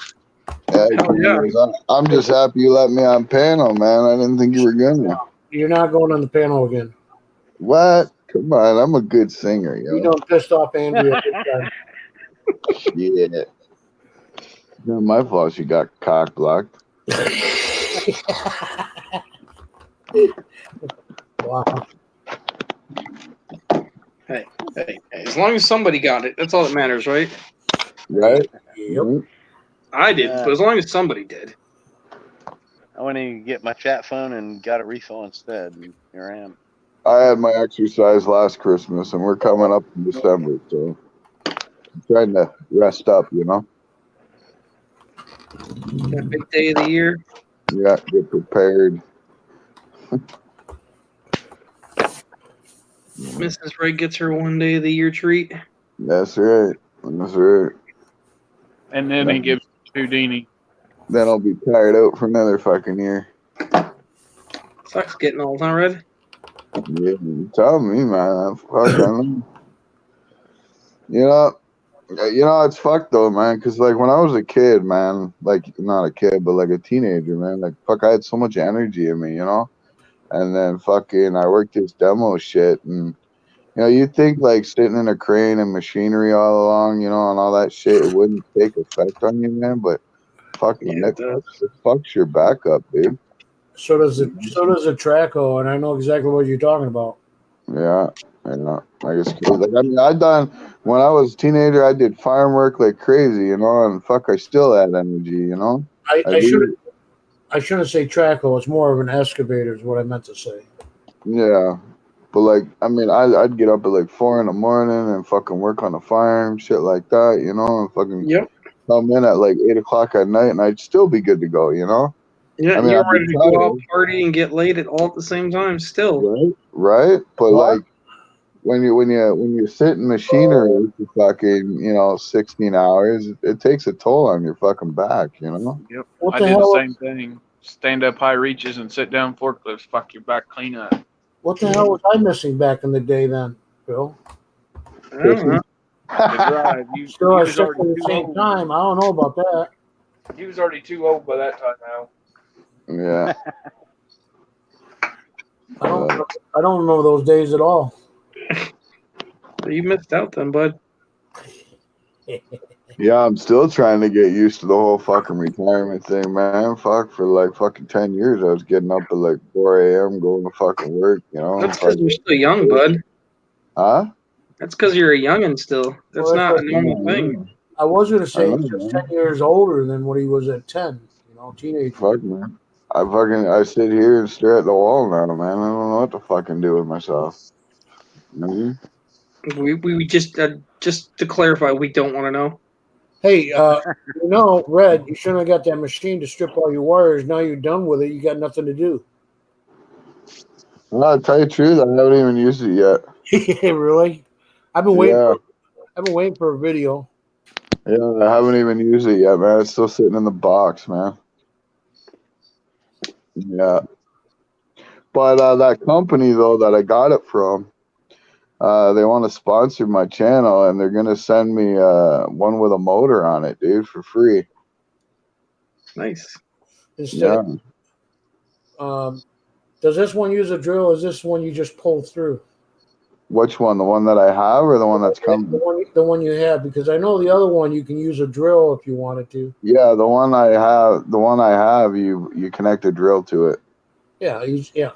Yeah, but this other one they're sending me, it's got a 220-volt motor on it, and it basically pulls it itself, dude. You just feed it through. That's it. Yeah, you just get it started. Yeah, like it's like a $1,200 machine, dude. They're just gonna give it to me. So I'm like, fuck yeah. Fuck, what else you got? Red's like, I'm a whore. Go ahead, give it up. Fucking right, man. I'll fucking shout you out. Fuck, I'll post your link. I don't give a shit. Give me some more shit. He said, I'll even Gun sell too. Red, I'd get it done and start doing it, and hell yeah. Yeah. Red said, I'm a sub for sub That'd be channel. I don't give a fuck. That'd be a That's help. right, man. That's right. I gotta buy my subs, man. So I better be getting this equipment for free. That'd be a hell of a sponsor too, for your Right. streaming network. Oh yeah, man. And they're Canadian based company too. Yeah. Like they hand make this shit, So I was looking at the company. Red, I missed it, man. What company you were talking about? Me and my brother was trying to win. They were giving one away about 2 years ago. They were trying to get introduced, and they were doing giveaways. I think it was on Facebook or something. Yeah. And we entered, and yeah, we didn't win. But yeah, I know exactly what company you're talking about. Yeah, it's called wirestripper.ca. Yeah. They basically make machines to strip like copper wire and shit. But like the one I have now, you just hook to a drill, but you gotta like turn the knobs and shit to adjust what thickness of cable you're stripping. But this one they're sending me, it's got like 40 different fucking holes in the front for like 40 different types of wire that you just feed through. For all different gauges. Yeah. Now you know the white coated shit is either zinc or it's lead. Yeah. But see, like a while back But it's actually ago, made of copper. It's number 2 Yeah. copper. right? But a while back ago, like I also bought a machine from them. What it is, it's a Miller machine type deal. Basically, you just feed the wire in like this basket type deal, and it'll shred it all up, and then the copper will come out one side of the machine, and all the plastic insulation will come out the other side. Yep. Those are Right? cool. Yeah, I spent like 10 grand on the machine, but I'm telling you, I've already made my money tenfold. You know Oh, what yeah. I mean? Like It it's does fucking all crazy. the work for you. Oh yeah, like I can go through a 50-gallon drum of copper wire in like fucking 10 minutes. You know? Yep. I've actually Like, looked into those myself. yeah, like it's fucking crazy, but I'll tell you, it's fucking well worth it. And Bigfoot's right. Hook it up. Get it done. Yeah, Yeah. Get some. like I get copper wire all day, every fucking day for free, right? Like, there's no real big scrapyard around where I live, you know. Like closest one is the city, right, which is like an hour and a half drive, you know. So like the 2 towns on either side of me, plus the reservation, when they got scrap metal, they just drive up to the fucking side of my property and dump all their metal there. I got 2 big roll-off bins on my property, right? So they just dump it all there, right? So Another question. You got a truck, right? You uh, haul a lot of tin. I got 7 trucks technically. I got 4 pickup trucks. I got a flatbed truck, and then I got 2 roll-off trucks that the dumpsters will roll off on. So you got dumpsters too. Yeah, I got 2 roll-off bins. Yeah. Yeah, I bought the bins. They were at an auction. They were selling the bins at an auction. I paid like $1,000 per bin. Damn. You know, but I mean, I rent them out too. You know, like I rent them out for like $700, man, to like construction companies and shit. You know, Yeah. so Yeah, you did all right on that. yeah. I mean, that's you want to make money, man. Buy fucking dumpsters, dude. I'm telling you, man. That's like a fucking gold mine, man. You know, you buy a dumpster for like $1,000. You rent it out for a week for like $700. You know, like and people will buy that shit constantly. You know. Another question for you, right? I know this is getting into more, your life, but plastic. Do you have compactors where you can bundle plastic? So what I do is I got like a baling machine. Yeah. Okay. So yeah, we bale it into cubes, and then I take it to this plastic factory that's in the city, and they Right. buy it off. They buy it off me. What are they paying for each bundle? For each bundle, I get about $120 a bundle. Wow, that's way low now. Yeah. Back in the day, it was like $1,300 a bale. Yeah. Well, even scrap price, dude, it's down to like fucking 4 cents a pound for fucking tin and shit, you know? Do you do the cardboard too? No, I don't do cardboard. I just burn that shit in the barrel. Well, they're about $50 to $60 if you can get, make some bundles, or $50-$60 a bundle. Yeah, I don't get enough of it though. That's the problem, right? So I just use it as like to start up a burn barrel or something. Okay, it was just a thought, because like I said, I used to work for a recycling company, General Transportation Services. Right. It was a freaking killer money. I mean, we got Oh, paid. it is. But see, the problem is nowadays is fucking China, man. China doesn't want to pay shit. You know what I mean? And that's where all of this stuff goes, is to China. You know, like the scrap yards now, like you bring in dirty aluminum and stuff like that, they just tell you to throw it in shred, because honestly, you're gonna get more for it in the fucking shred pile than you are gonna get at dirty aluminum price now. Yeah. You know, because fucking China don't want it. You know, they don't want to have to fucking clean it. You know. True. The other thing I used to do is I used to recycle bottles, green, brown, and white, clear, or whatever. Yeah. We had Owens Corning here. We used to, make the bottles and shit. I, Yeah. I used to bring, buckets and buckets of, broken glass, make money off that crap. Yeah. They don't do that here. You know, No. All the broken glass I get, I take to a cement plant, and then they basically put it into asphalt and put it in the roads. into the roads. Yep, glass fault. Yeah. Yep, and they don't pay shit for it either. Oh, they don't pay me nothing for it. Not a fucking dime, dude. I just drop it off there because I don't want to deal with it, you know? Like I pick up them like storm doors and shit, like the aluminum doors and shit. And I basically just smash the glass out of the window in a barrel and then take the barrel over there and dump it there, you know what I mean? See, we don't have a place to take it to, so it ends up going to the dump. But then Yeah. they charge by the pound. Right. I don't take Expensive to get rid of. I don't take nothing to the dump, man. If I can't get rid of it somewhere and recycle it somewhere, I'll fucking burn it. You know? I used to strip the TVs out. We used to pick them up all the time. But what do you got left over? The glass and plastic. And they don't want the plastic. They don't want the glass. But you get rid of the TV for free. But once they start finding out you got all the guts out of it, now they stop you from See what I do when I pick up two TV. Like I got a small business. I don't, but another guy does here in one of the towns, and he does like TV repairs, electronic repairs, stuff like that. And he gets two TVs all the time and gives them to me. And what I do is I take out all the copper out of them and stuff, and then I fill the backs with just short steel and shit. Yeah, you were telling me that just to get the weight back up there again, make it something there. Yeah, my scrapyard will take them. You know what I mean? So yeah, by the time you put your backing on, it's top heavy, and they already know you took the shit out of it. Yeah.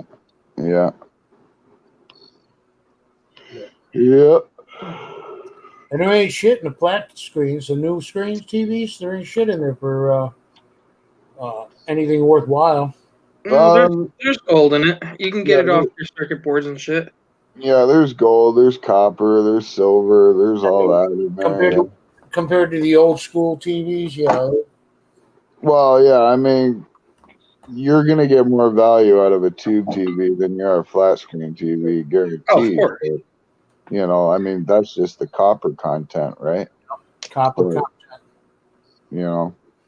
But I mean, even copper nowadays is fucking going down the hill too, so. Yep. Right. I mean, right now here in Canada, right now, I mean, tin's at fucking $90 a ton, dude, which is like bullshit. You know what I'm saying? And they're talking about even going down further to like $35 a ton. That's like people ain't even going to be picking up this shit. I mean, I wouldn't even be picking up this shit if I didn't have these roll-off dumpsters, because it wouldn't be worth it. You know what I mean? We just had a change in tin price too. Tin or what do you call it? Short steel. Yeah. Everything went down big time. Well, everything. Even like clean extrusion aluminum, man. I mean, I remember back a year ago, it was like 60 cents a pound. Now it's at like 30 cents a pound. 66 a pound, and 30 to 40 cents a pound. Yep. Yeah, I mean, it's stupid, man. Do you actually weigh in pounds, or are you weighing in kilos? We weigh in pounds here. Depends on what yard you go to. Like we got some yards that are, strictly by the ton, then we got some that are metric ton. Now the ones that weigh metric ton weigh by the kilo. Now regular ton yards, they weigh by the pound. And Bigfoot was saying something about the mercury that's in some of the old bulbs. There is a lot of mercury in them. Yeah. Bulbs. Yeah. And I mean, a lot of people, they sit there and they're like, don't cut the cords and TVs and so shocked. I'll tell you right now, I have stripped Like thousands Yeah. of tube TVs and never once got a shot from it. You know? No problem. Never a problem. I had one that cracked on me. Yeah. I had one that cracked on me, but as far as the thickness, no, never had a problem blowing up. Yeah.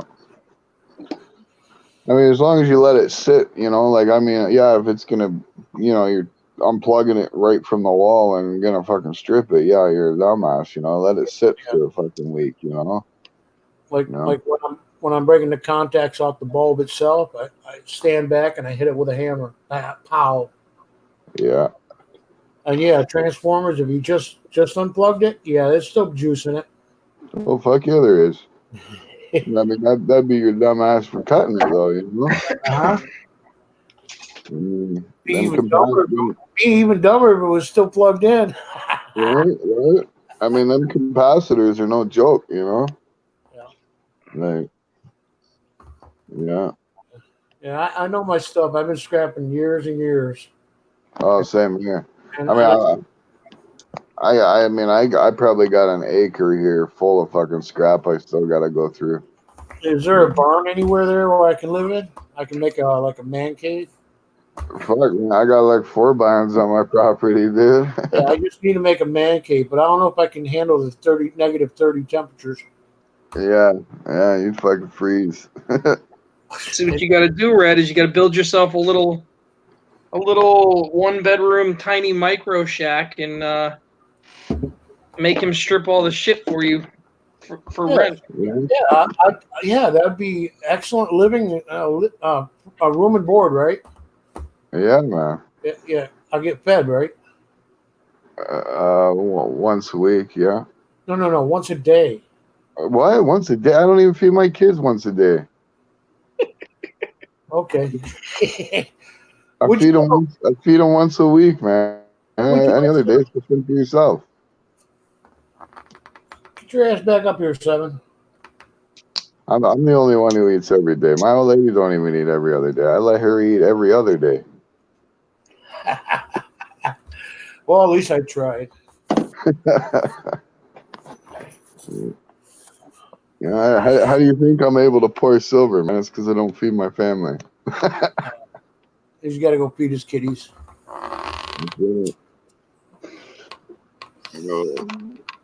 So the wife's looking at getting a new horse, eh? Another one? Yeah. Oh, jeez. Yeah, she wants a riding horse, though.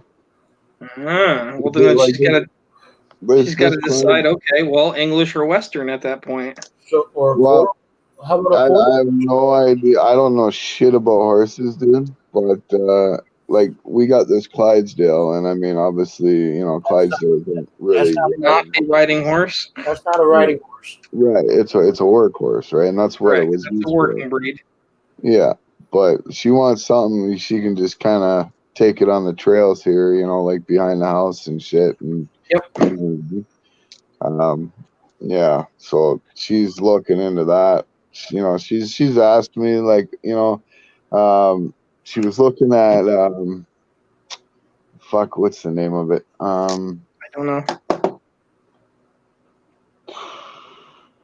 It's like really fucking tall, and like. Are you talking breed? Yeah. It's like really tall, and it's got like. That narrows down nothing. They're all tall. Yeah. Well, it kind of looks like a Mustang, dude, except it's like brown and shit. it's probably a quarter horse then. Quarter horse? Is it American quarter horse? Is it a full breed? Is it a partial bred? Is it a mixed breed? I mean, then you also got Arabian horses, which are similar to they're smaller. They're not as I don't know. they're not as tall as a quarter horse. The horse is in Canada. I know that. Okay, camel horse. What's the difference? It's a Canadian horse. Does that sound right? Don't know. I don't know. Y'all talking about these American breeds. I don't know. I don't know if it was bred in the breeds in general, bud. Hey, go ahead. The horse he's talking about. Camel breeding. The horse he's talking about is an A horse. A? Hey, that's Hey, right. hey, It doesn't say nay. It says A. I don't know. I don't know. She just wants a horse to kind of ride around on, you know. Well, if she's looking for a horse to like just kind of, fart around and just go riding, she's got to first figure out, different situations. Like I said, the biggest thing is what kind of saddle are you going to ride, English or Western? there is places, or people that have horse barns or horse farms What's the difference? that you can rent the horses. Well, an English saddle are the very small ones that you see them doing with like the Olympics, like jockeys use for racing. They're really Oh tiny. no, man. She ain't gonna be doing no tricks and shit, dude. Well, And then you have the Western saddle, which is what I do, which is more like the cowboy shit. Yeah, that's probably what she'll go for, man. She ain't got a small butt, you know. I married her because she's got a big butt. best type. So she'll probably go Western. You talk about the horse or your wife? The wife, she got big butt, man. That's why I married her. So now then you have Western, then you have to worry about getting all your proper tack and all that stuff to go along with the saddle. Why would you tack your horse, dude? Wouldn't that hurt your horse? The tack is all the other crap that goes with it. The rein, that's the stirrup. headgear, the reins, the stuff that attaches to the saddle, all that stuff. That's What do you mean headgear? I'm not gonna put a fucking helmet on a fucking thing. It's the reins, the bit, the halter, all that stuff. Red. Yeah, there's about 30 different pieces that goes along with riding. With the riding, along with the bit. Yeah. Are you serious? Yeah. Then you gotta you buy your saddle, and then you gotta have the saddle fitted to the horse and your wife. You gotta have a certain size gut band for the horse, a certain size. You want me to have my wife fitted for a saddle, man? I got a horse store right next to me. They got Clydesdale and a couple other different horses, but you can go get a saddle that will. It really is, Red. Believe it or not, it really is a lot more in depth than you think. You can't just slap a fucking blanket on it and fucking go to town. That's what I was thinking. It was just slap a blanket over the top of it and jump. That's kind of what I was thinking. Just throw a fucking blanket over and away you go. Just grab a hold of the mane and just steer it that way, right? No reins. Yeah. She'll slide off that sumbitch in the first 5 seconds. Yep. Not if she hugs the fucking thing. And the horse turning around and bringing it fucking. She'll have to be belly down, fucking legs tucked up under its ass, and fucking dug in like a fucking thoroughbred. What if we redneck it up? Okay, what if I go and grab like one of them car seats, and just tie it on the fucking horse, and she can sit on a damn car seat? Nope. Here, you want to cry, Red? The saddle that I used to ride is $1,800. Yeah, they're not cheap for the saddle. Are you fucking serious? And all the extra leather that goes with it to actually completely harness the horse for it to be a complete mount is another probably $1,100. Yep. Bigfoot. Oh, fuck no, dude. Saddle's the cheap part. Raising the horse and exercising the horse. One thing, Red, is mine's a little on the high end, so I mean, you can find used tack and stuff like that. It'll probably cost you $700-800 American. Yeah. Fuck that shit, man. I'm fucking buying her a bike now. Fuck that. Well, Red, even at Phil's at $1,800 for the saddle. Phil, was that a full fitted saddle? Yeah. Okay. A full fitted saddle that I knew about, the cheapest one I could get at the time was $2,000 for just the saddle. And that's fitted to you. They measure you. Whoever's going to ride that saddle. They measure length of your ass, width of your ass. Whoa, to the leathersmith, and they make it right there for your ass. Yes, they will measure your ass to fit you. $2,000. That's what I knew you could get at one time, and then all the other tack, halter, bit, belly bands, all that other shit. You're looking at another. $1,000. So you're going to be $3,000 in tack, and that ain't getting a horse and getting horseshoed every few months and all that bullshit. You Hey, got a horse? You gotta put shoes on it? yeah, Yeah. You got to have a horse reshoot about every, 2 months, Phil? I've never seen a horse with It's shoes. very, very particular on that. It really depends on doesn't The it amount of riding and stuff too. it depend? depends on the usage, on how you use it, how frequent you use it. There's about 100 factors that go into that one. Well, then it's the surface of the ground, and then it's the type Correct. of horse and the type Yeah. of. I mean, she's only gonna be going through the trails here, man. Like, you know, it's You're not gonna have like to have, it's you're not gonna like have she's to have a going. shoe with a cleat because there's gonna be mud.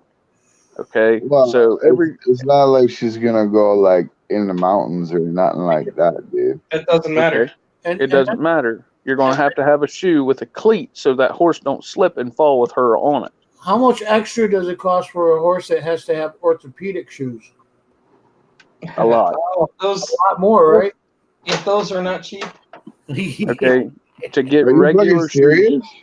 to get Sure. regular Horses shoes put on your horse every couple months or so, you're looking at $100 for a farrier to come there and size your horse, and then probably another $100 for him to build the shoe. Cost me $250 every time they come, Yeah, but it's I get 200. 2 of them, so Can't you just do it yourself?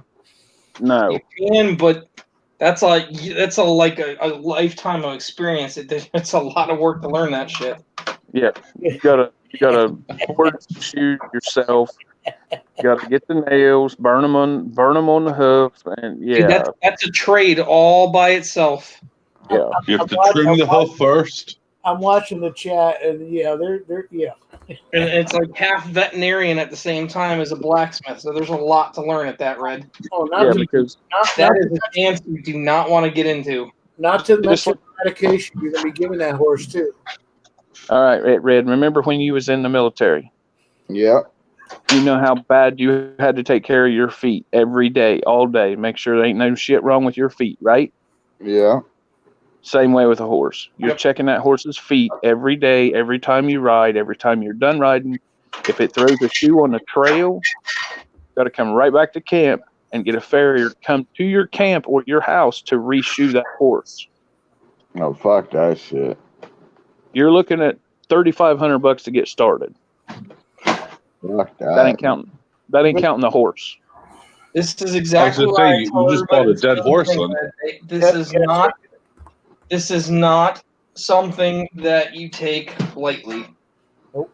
It is You're in very, very big financial commitment. You're in it sack deep or you ain't in it at all. And if you're lucky, your horse will last more than 5 or 6 years. Well, it depends. I mean, if you're putting a really big commitment in there and you're taking care of them, which they are pack animals, herd animals, so you need more than one. Well, we got the Clydesdale, but he's kind of like Stubborn. Nah, he's like fucking violent, dude. Like All the horses are violent. Trust me. Red, man. I'm going. Like, That's he won't- because he's alone. They don't. They he don't. won't- he You get him won't- with another one that'll help. They don't. he They don't won't- call any for nothing. like I tried to go out there and fucking pet him and everything, man, and he just Yeah, like Go kicks bite and everything, man. I They'll ride bite a your ass. Clydesdale. I ride a Clydesdale. Is it a smooth ride? Fuck no. But will it No, get you this where you want to go? This one Well, won't even let you near it, man. Like I try to walk up to it and it'll start kicking and shit, man. Like it's like You get another Clydesdale in there with that, or another horse, another pony, anything where he's got a buddy, he'll calm right the fuck down. Phil, am Yep. I wrong? Yep, you're absolutely right. yeah, because I mean Yep. this thing like 100% right. this thing like broke my fence like 3 Yeah. times already, man. Yeah, Okay. they're very much a group animal. If they're not together with another one, they literally go insane. They're not good to have alone. They're just like a temperamental woman, man. They could just go nuts. Well, I got them in the same kind of like okay, like so like like cows, like okay, my cows strum the fields here and shit, right? Mhm. And so I let him in the same fucking field, and like no man, he goes crazy, man. That's not a horse. I know it's still a 4-legged fucking farm animal. No, it's not a horse. It's not the same though.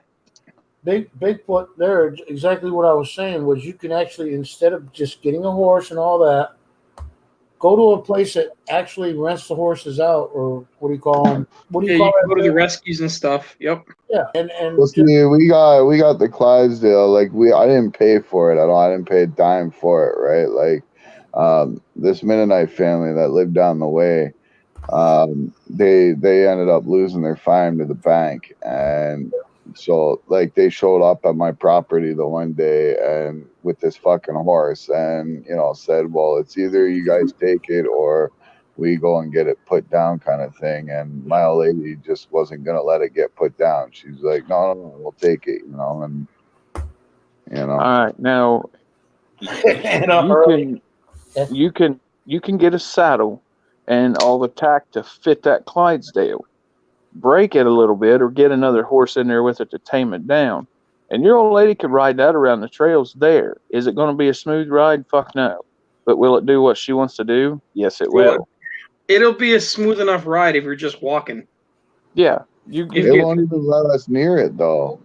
That's the thing, though. You need another horse. Yeah, because like I've even tried like putting because so like it wasn't eating when it first came. Like when we first got it, it wouldn't eat. Did they have multiple horses? Yeah, they had like 6 of them, but a bunch of them got like put down. That's why it went to. It's Are you lunging it? Am I what? Lunging it. He can't lunge it. They won't let him in. He won't. He can't get in the pen with it. Yeah, I can't even touch it. It won't let me touch it, man. It's too far now. That's the problem. It needs to be reacclimated. I try to walk to it, to touch it, to even pet it or anything, and it like starts kicking its feet and fucking like bashing up against the fence and everything. All right, here you go.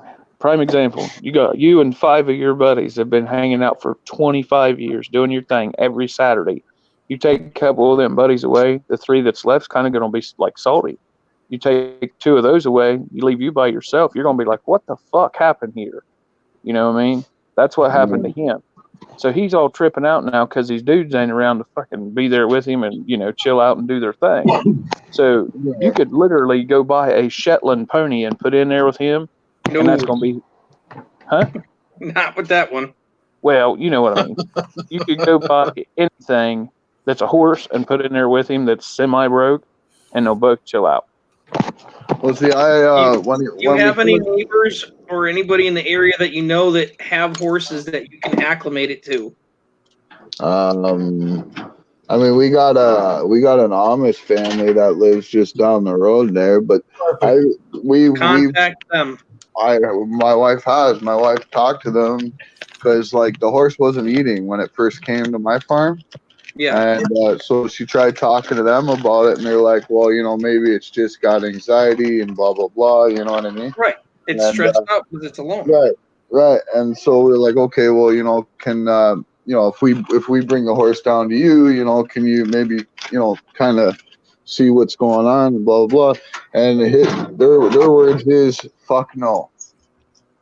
Because I guess they knew the people that used to have it. And their words is that horse can't be tamed.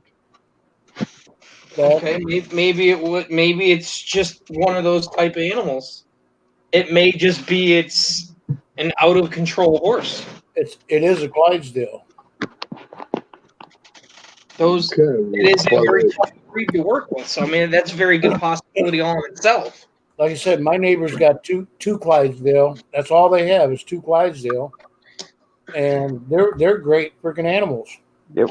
And that's the thing. Like when this family had this horse, it would pull their carts and their buggies, fucking the plows through the fields. You know what I mean? Like it did all that. I've seen this horse work, and it worked fucking hard. There's the other side to this story, Phil. But Phil, listen to me. That horse was used to being worked. So now it has all this energy stored up that it's not being worked. You see what I'm saying? Yeah, but I've tried working it, and I can't get near it. Right. you're going to have to get with somebody else that has a broke horse and just get in there and do your thing. Start touching it, rubbing it, brushing it. Yeah, but see, I don't recommend that Red does any of that personally. No, not Red. So Let here's somebody what else. you need to start doing first. First step is you need to be out and about and around the pen a lot. Oh, I am. I work outside all day, like in the farm. You know, like I do shit all day. You know. No, like Yeah, but you have to crowd his space. Like you have to like constantly be in his. encroaching and trying to cut that gap down. Yep. Right. So you can start working on the trust with the border, with the boundaries with him. Right. And then after you get to the point, you just got to keep working it till you get closer and closer and closer. Now, if he keeps doing the kicking bullshit, what you got to do is you got to build a corral if they keep doing that. Okay. What Now, do you mean? basically, you take a section like, think of it shaped like a Y, the fencing. Right. And you got to basically get it to walk into the narrowest part and then block it off so it can't go anywhere. Isn't that kind of mean though? You're like jailing it. No. All you want to do is get it in there so it gets comfortable with being in there for a while. Let it out, and you do that. This could take you 2-3 months. Now, once it gets used to being in that little corralled area, then you get it you coming up right next to him in that corralled area. Like this is a multi-stage thing. It may never even fix it, dude. It's a very difficult thing. Yep. Well, can I ask? Because I've not heard anyone say this yet. What the hell are you feeding it right now? For its food. I feed it. Well, there's hay and then there's oats and stuff. Which is the correct diet. Right. Okay. But have you at all tried to give it a sweet feed or, just as a treat or something? No, because the people I got it from basically said that's all he's been eating since they've had him, and they've had him for a while too, and all they've given was hay and oats. Yeah, Right. it's just sometimes. I mean, like when I was young, I was at Westwood Horse Farm, Westwood Kennels and Horse Farm, and that's where I kept my horse. Yep. And I was lucky enough because I didn't have to pay for the shelter, or mucking it out. Well, I mean, I did all the mucking out and all that, but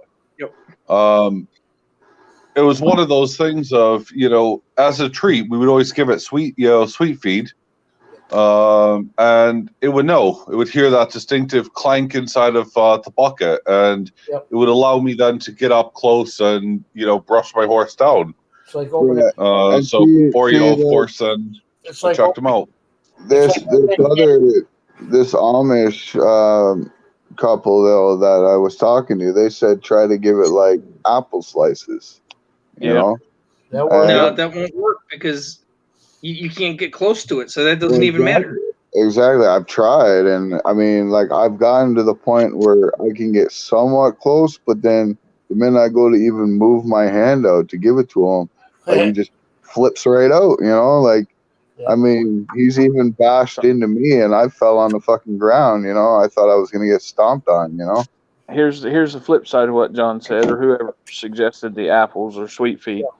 Give it to him in his feed trough or his feed bucket, so then he knows what that is. And then, like every 2, 3, 4 days, he gets that treat and knows you bring it in a specific can or bucket or whatever.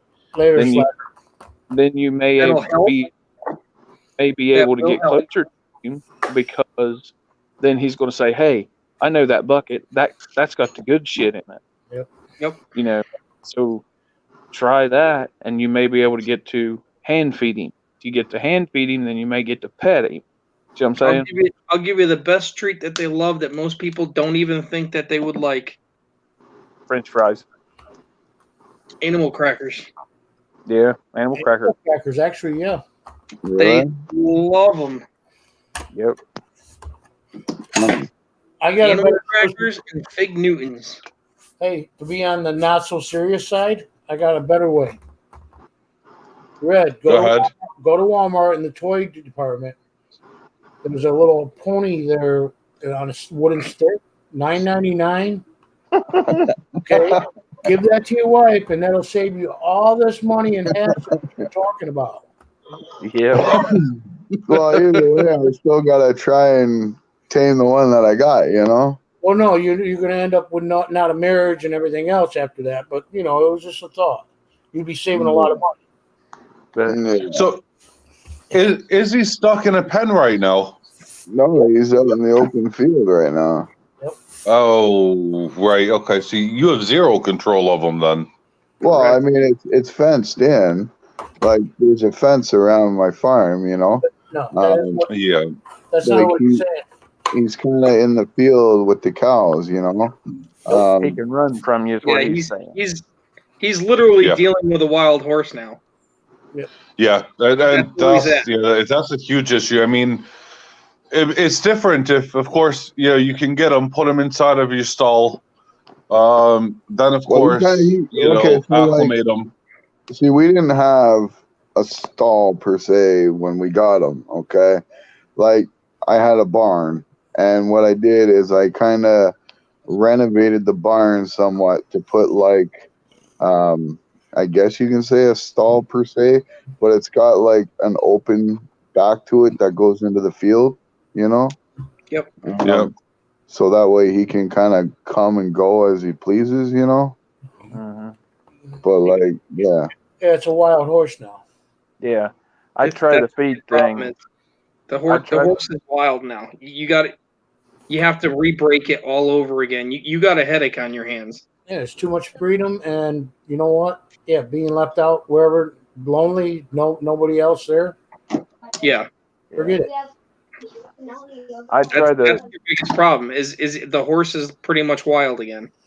I'd try the sweet feed thing every 2 or 3 days, whatever, and bring it in the same bucket, a different bucket than you take his oats in, so he gets to know that bucket or can or whatever it is, and see if over time you can get to hand feed him with it, and then once you hand feed him, maybe you can pet him and build that trust and start from there.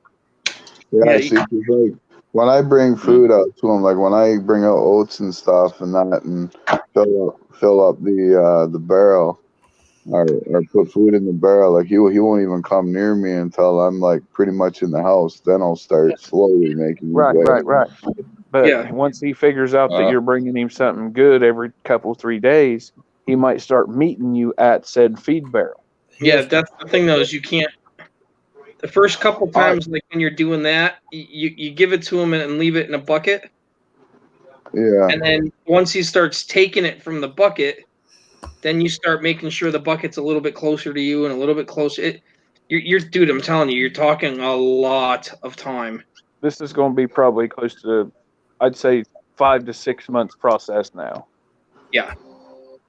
Damn. Well, I would have done things a little bit different. I would have actually, now knowing the circumstances, because it sounds like, Red, what you're doing is you're looking after them in a, basically a large enclosed area, and you're just dropping off, food and water for them, putting out hay, and everything else, and that's it. He's not coming. He's not approaching you. But what I would do is I'd start saying, right, well, bring a bucket of food, shake it. If he doesn't come, don't feed him. Give it an hour, come back, do it again. When he's hungry, he's going to come. Change the routine a little bit. Yeah. And the thing is gotta don't show back down. him that you're the source for the food. Okay. Yeah. I mean, hell, that's what we do for cows. I mean, I've done all of this stuff when I was younger. We used to do it for cows. We used to do it for bulls. We used to do it for horses. We used to do it for dogs. So basically, just like training a dog, basically. Pretty much. Cows and bulls are no different either. They're about the same way. Well, see, I got a bull. I mean, I got a bull. I can walk right up to my bull. I could pet him. I could sit on him. He won't do nothing. Like, But I mean, I've had that bull for fucking years. You know what I mean? That's the name of the game. But you've also been handling him. You've trained him, and it's got a routine. And, That's what I was going to say. Look how much time you've invested into getting that far with that bull. You're going to have to do the same thing with that horse. and does that bull Yep. have cow friends? Oh yeah, there's probably like 40 of them. Oh, he's no problem. Yeah. So, but yeah, just that's personally what I would do. But everyone has their own ways, and it's a trial and error method, really. With that Oh, horse, yeah. it's going to be complete trial and error. I mean, Yeah. I mean, I appreciate all the advice. You know, like I'm definitely going to be trying all this out. You know, because I mean, Just I can- remember one thing, and I know it was said in chat. Horses are very perceptive animals. If you go in there with any kind of fear, they're gonna fucking smell it better than a dog. well, how am I not supposed to fear? This thing's like 3 times the size of me, and I'm a big boy. You know? Yeah, trust You me. I can know. handle a bull. Red, here's the You deal. can handle a bull, a Clydesdale, and this is only my experience, bro. More of a gentle. Is the most gentle animal in the world. Yep. Oh man, I tried to walk towards it, man, and it like went crazy and like smacked into me, and I fell on my fucking ass, dude. Like I had the wind knocked out of me. You know, it's like Jump the car. back up. And then Jump the back up and get in his face. Don't hit him. Don't hurt him, because then he's going to be totally afraid of you. But get right back in his bubble. Yeah. When he does And that, when he pushes you down, get right back in his bubble. Phil, am I wrong? Have you seen the videos with me and my horse when they're in my face? I've literally roundhouse punched them. Yep. You I was have gonna say actually just dominant. get a riding crop, but Yeah. John's got a good idea. What's I that? don't think the crop would help where he's Uh, at. I well, don't- a riding crop, all it's gonna do is just a quick tap, and it will just shock it enough Yep. to get Easy it out to- of your face. Yep. That's Like a all you need to cattle- do. You just need to get its mind off of being afraid. Like Yep. a cattle prod? No. No. A riding crop Cattle is prod. a riding crop is a short fiberglass pole with a leather loop on the end of it, and when you Wow, you're so modern. We used to have wooden ones. well, same difference. And when you tap that horse, it makes a little pop sound, and it kind of stings a little bit. Not like black and blue, but he's going to know. Hey, they've got super thick hide, so it doesn't hurt them. You just give them a little whip, and they know. Yep. He's going to say, "Hey, what the hell was that?" He's not paying attention to you. Then he's paying attention to what just popped on him. You know what I mean? Yeah. Yeah, But- I would suggest you start watching a lot of YouTube videos and studying. I was thinking about sending you all these links here. Start watching. Al, we'll flood your inbox. Long story short, you just look it up under things. Taming a wild horse. Go with something like that and see if anybody's got a video with their progress on theirs, and that'll help you a lot. Well, see, I was gonna go down. Okay, on the other side of the res here, there's this older gentleman here that lives here on the res. I mean, not a lot of people talk to him, but like, he takes in like, wild horses and shit. Yeah. Like ones that you would just find roaming around, out in the blue kind of thing. And Breaking a horse is a painful thing in your groin. I'm just gonna tell you that right now. yeah, but he takes them in and fucking, tames them, I guess. So Yeah.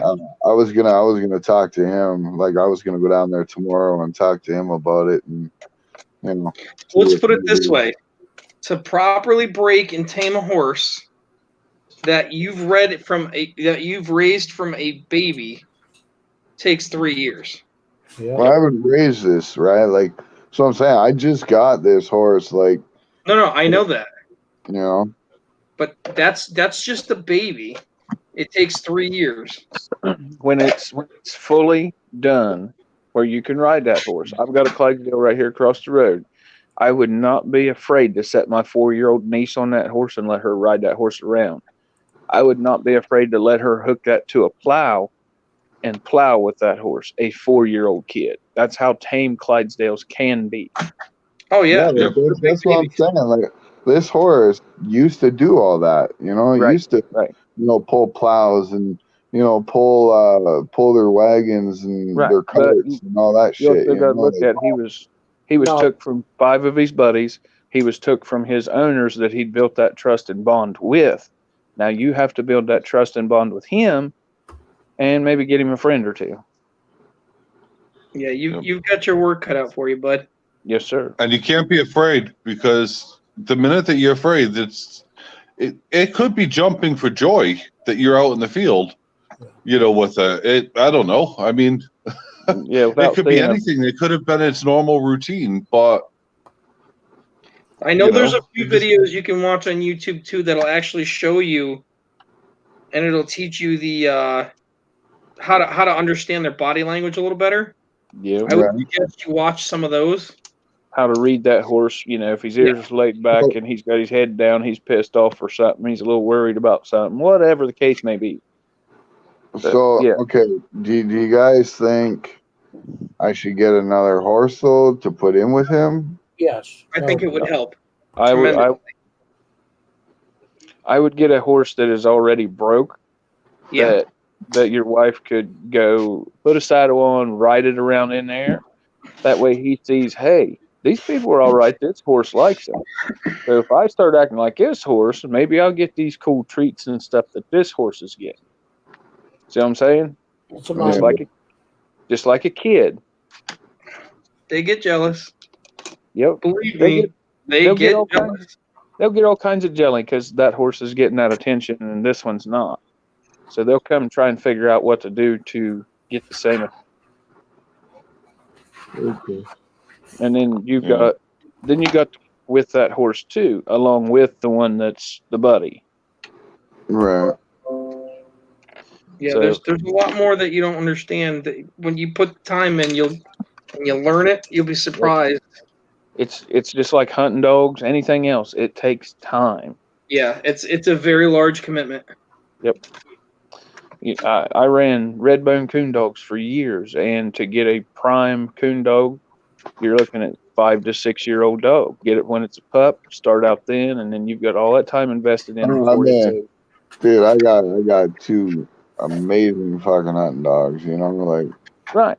Okay. How much time did you put into them when they was young dogs, 6 months and less? Oh shit, man! Fuck, Exactly. I've been training them since the day they were pretty much walking. There It's you the go. same thing with a horse, bud. Same thing. That horse ain't no those dogs. It's just a very big dog that you got to do the same thing, and you got to teach it. Yep. Yeah. You gotta make that horse understand that you're the boss. It's got to listen to you. It's got to mind you, just like you did them dogs. That's right. I mean, I've hunted hounds for a long time. I'm a 3rd generation houndsman in this part of the country. So I've invested lots and lots of hours in the woods with them dogs and time and dragging coons around the yard and roll cages and everything else. And it's a lot of work for 2 dogs. I can imagine, a 2,000 pound horse, that's a lot of work. Mm. So start small. That's the only thing I can tell you, and go from there. I appreciate all the advice, guys. I honestly do. I'm going to put this in the stream for you, Red. There's one that you might want to watch. Yeah, start small. Study. Start small and build your way up. And maybe in a year's time, you'll be able to ride that horse, and he'll be your best buddy. Yeah, there's a countless amount of things that you're going to need to learn if you're going to try and, train this thing. And I'd say Phil was right. Learn the body language of a horse. That's first and foremost. That way, when you walk If up you out don't in that understand field, how it's posturing, that's dangerous for you. Yep. No. You walk up in that field, and he's got his ears laid back and his head down. And he's fucking pissed off about something. And you got to know what. This You don't video, know. this video tells you everything about a Clydesdale horse. It doesn't tell you how to tame it. It tells you everything about it. I think That's a good, he looks rough, dude, compared to when I got him. Of course it is. It's wild. It's matted up. It's not brushed. It's Yeah, not that's what- clean. It's not eating the way it's supposed to. It's not working. There's a lot of problems that it's got because it's not being used. Yeah, and obviously it hasn't been, shoed or nothing like that for a long time. I guarantee those Amish people I mean, kept shoes on that It thing could be all the super time. ornery. It could have an abscess in its foot and it's in pain. Yep. It may have a mat so tight in its mane, it's pulling on its hair, and it just pissed it off. You never know. I don't know if it's got shoes on it, but I know it's got big ass hooves. Well, Yeah. if it has had shoes and you haven't done anything since you've got it, it probably needs new shoes. Yep. His feet probably hurting him. But you can ask John right over there. You start small with that horse and then build your way up. John will tell you the same thing. Sounds like he's had a lot of experience with horses. Yeah, John left. Oh, okay. But Yeah. Well, yeah, like I said, I'm gonna go talk to that old guy tomorrow, and maybe That would be a very wise choice. yeah, come over here and fucking if you can get him to come over, and if you can get that old man to come over to your house and see how that horse acts, maybe him go kind of try to mess with it a get little the bit. old man's input. Yep. Yeah. Well, I mean, he like tames wild horses, like straight out of the wild. You know what I Right, mean? but So he can give you the actual tips that he uses, and that could potentially save your life. Craig Yep. Durbin has had a lot of good points about the horses and all that too. oh as well. yeah, I've been reading all his comments too. Yeah. And yeah, definitely have the vet check them out. Yeah. Yeah, Well, I it mean, sounds like the horse needs a big look over, and then it See, needs a And companion. believe me, I called the old lady called the vet last week to have the lady come out here and kind of give him a look over. Okay. That's a good thing. He wouldn't even let her near him. Right. Well, that's he where- just every time she tried to get close to him, like he'd freak out. Yeah. That's where you got to start building that trust to where you can go get that horse and lead him right to that vet, tie him to a post, and she can work him over. And what was that, like $300 to like $600 bill just to come out and visit? Yeah. Like I even tried to grab a rope and like put it around his neck, and I got it over his head and around his neck, and then he just fucking pulled me. Well, yeah. Ride him, going to. cowboy. Ride him, He's cowboy. going to because he's not used to that rope being around his neck. He probably ain't got a halter or nothing on him, does he? Well, No. saying that you can do that and get that close and him not freak out before you did, that's a good thing. Yep. That's a good thing. It means he's not as far along as we're thinking. Right. Yeah, like I was able to get the rope. Like, I mean, I wasn't standing right by him. I kind of tossed the rope over his head. You know what I mean? Yeah. Right. Like I So didn't that get means- right up to him, but like I tossed it. Like I was probably about 2 feet away from him, and then I tossed the rope over his head. Yeah, that's got it over his head. just as an FYI, don't do that. Yeah. That freaks him way out. That's kind of like a stealthy Nothing mole. to do with that.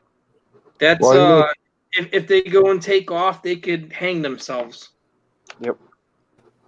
But I mean, I tried to get closer to put the rope on, but he wouldn't let me. Right? So But that's okay though. He knows If you're you're afraid getting of it. that close, that's a good thing. Yeah. That horse knows you're afraid of it, just like the other dude said right there. Yeah. What you need to do is you need to be able to get the horse to come to you willingly and to be able to give the horse a bit or put a halter on the horse. That's right. You need to be gotta able build to lead the horse. You got to be out there working them. If you can't get a halter or a bit in him, and a bit's just a simple, Piece of metal. Yeah. it's a piece of metal you can put in his mouth with a rope that'll go around his neck. So you have a point of lead. If you can't lead him, then he's not going to build any trust with you. Yep. I can't even touch him, let alone put anything in his mouth. It's because you're scared shitless, and that horse knows it. Yep. And he doesn't want to be around nervous people. They just don't like being around people that are nervous because they don't know how to react to it. Yep. You got to walk out there like your balls are as big as a 5-gallon bucket. Well, I mean, I don't get me Once you wrong. learn his postures, Red, I'll tell you right now, and I tell Bella the same thing. Bella's, she's a micro machine compared to the horses, and I tell her the same thing. When they start to show that weird posture, like they're uncomfortable, whatever, I tell her all the time, you wave your arms, you get loud with them, you let them know you're the boss. Yep, snap them Yep. out of it. Don't get me wrong. Yes. Don't get me wrong. Like I've rode horses before. Like I mean, I've touched horses before. Yeah. Like I'm not terrified of them. It's just No, this but one you're fucking scared of fights this back. one, and it knows it. I mean, well, yeah. I mean, he fights back. Yeah, if you get a Yule around that horse, then you're doing good. And Yeah. most of those bigger horses are used to having blinders on them anyway. So the only thing they see is what's in front of them. Yep. Yeah, this one doesn't have anything on him. Like he's got no blinders, nothing. Nope. Yeah, and that's the problem is that he doesn't have any way for you to control him. No, you're dealing with a wild horse. You've got to retrain him. Yep, that horse is That's in why control of a his guy own life down the right road now. that has multiple horses can bring a horse down there and put a lead on that horse. Yep. And take that horse down the road and put that horse in with trained horses for a little bit. Then maybe that horse will settle down. Yeah.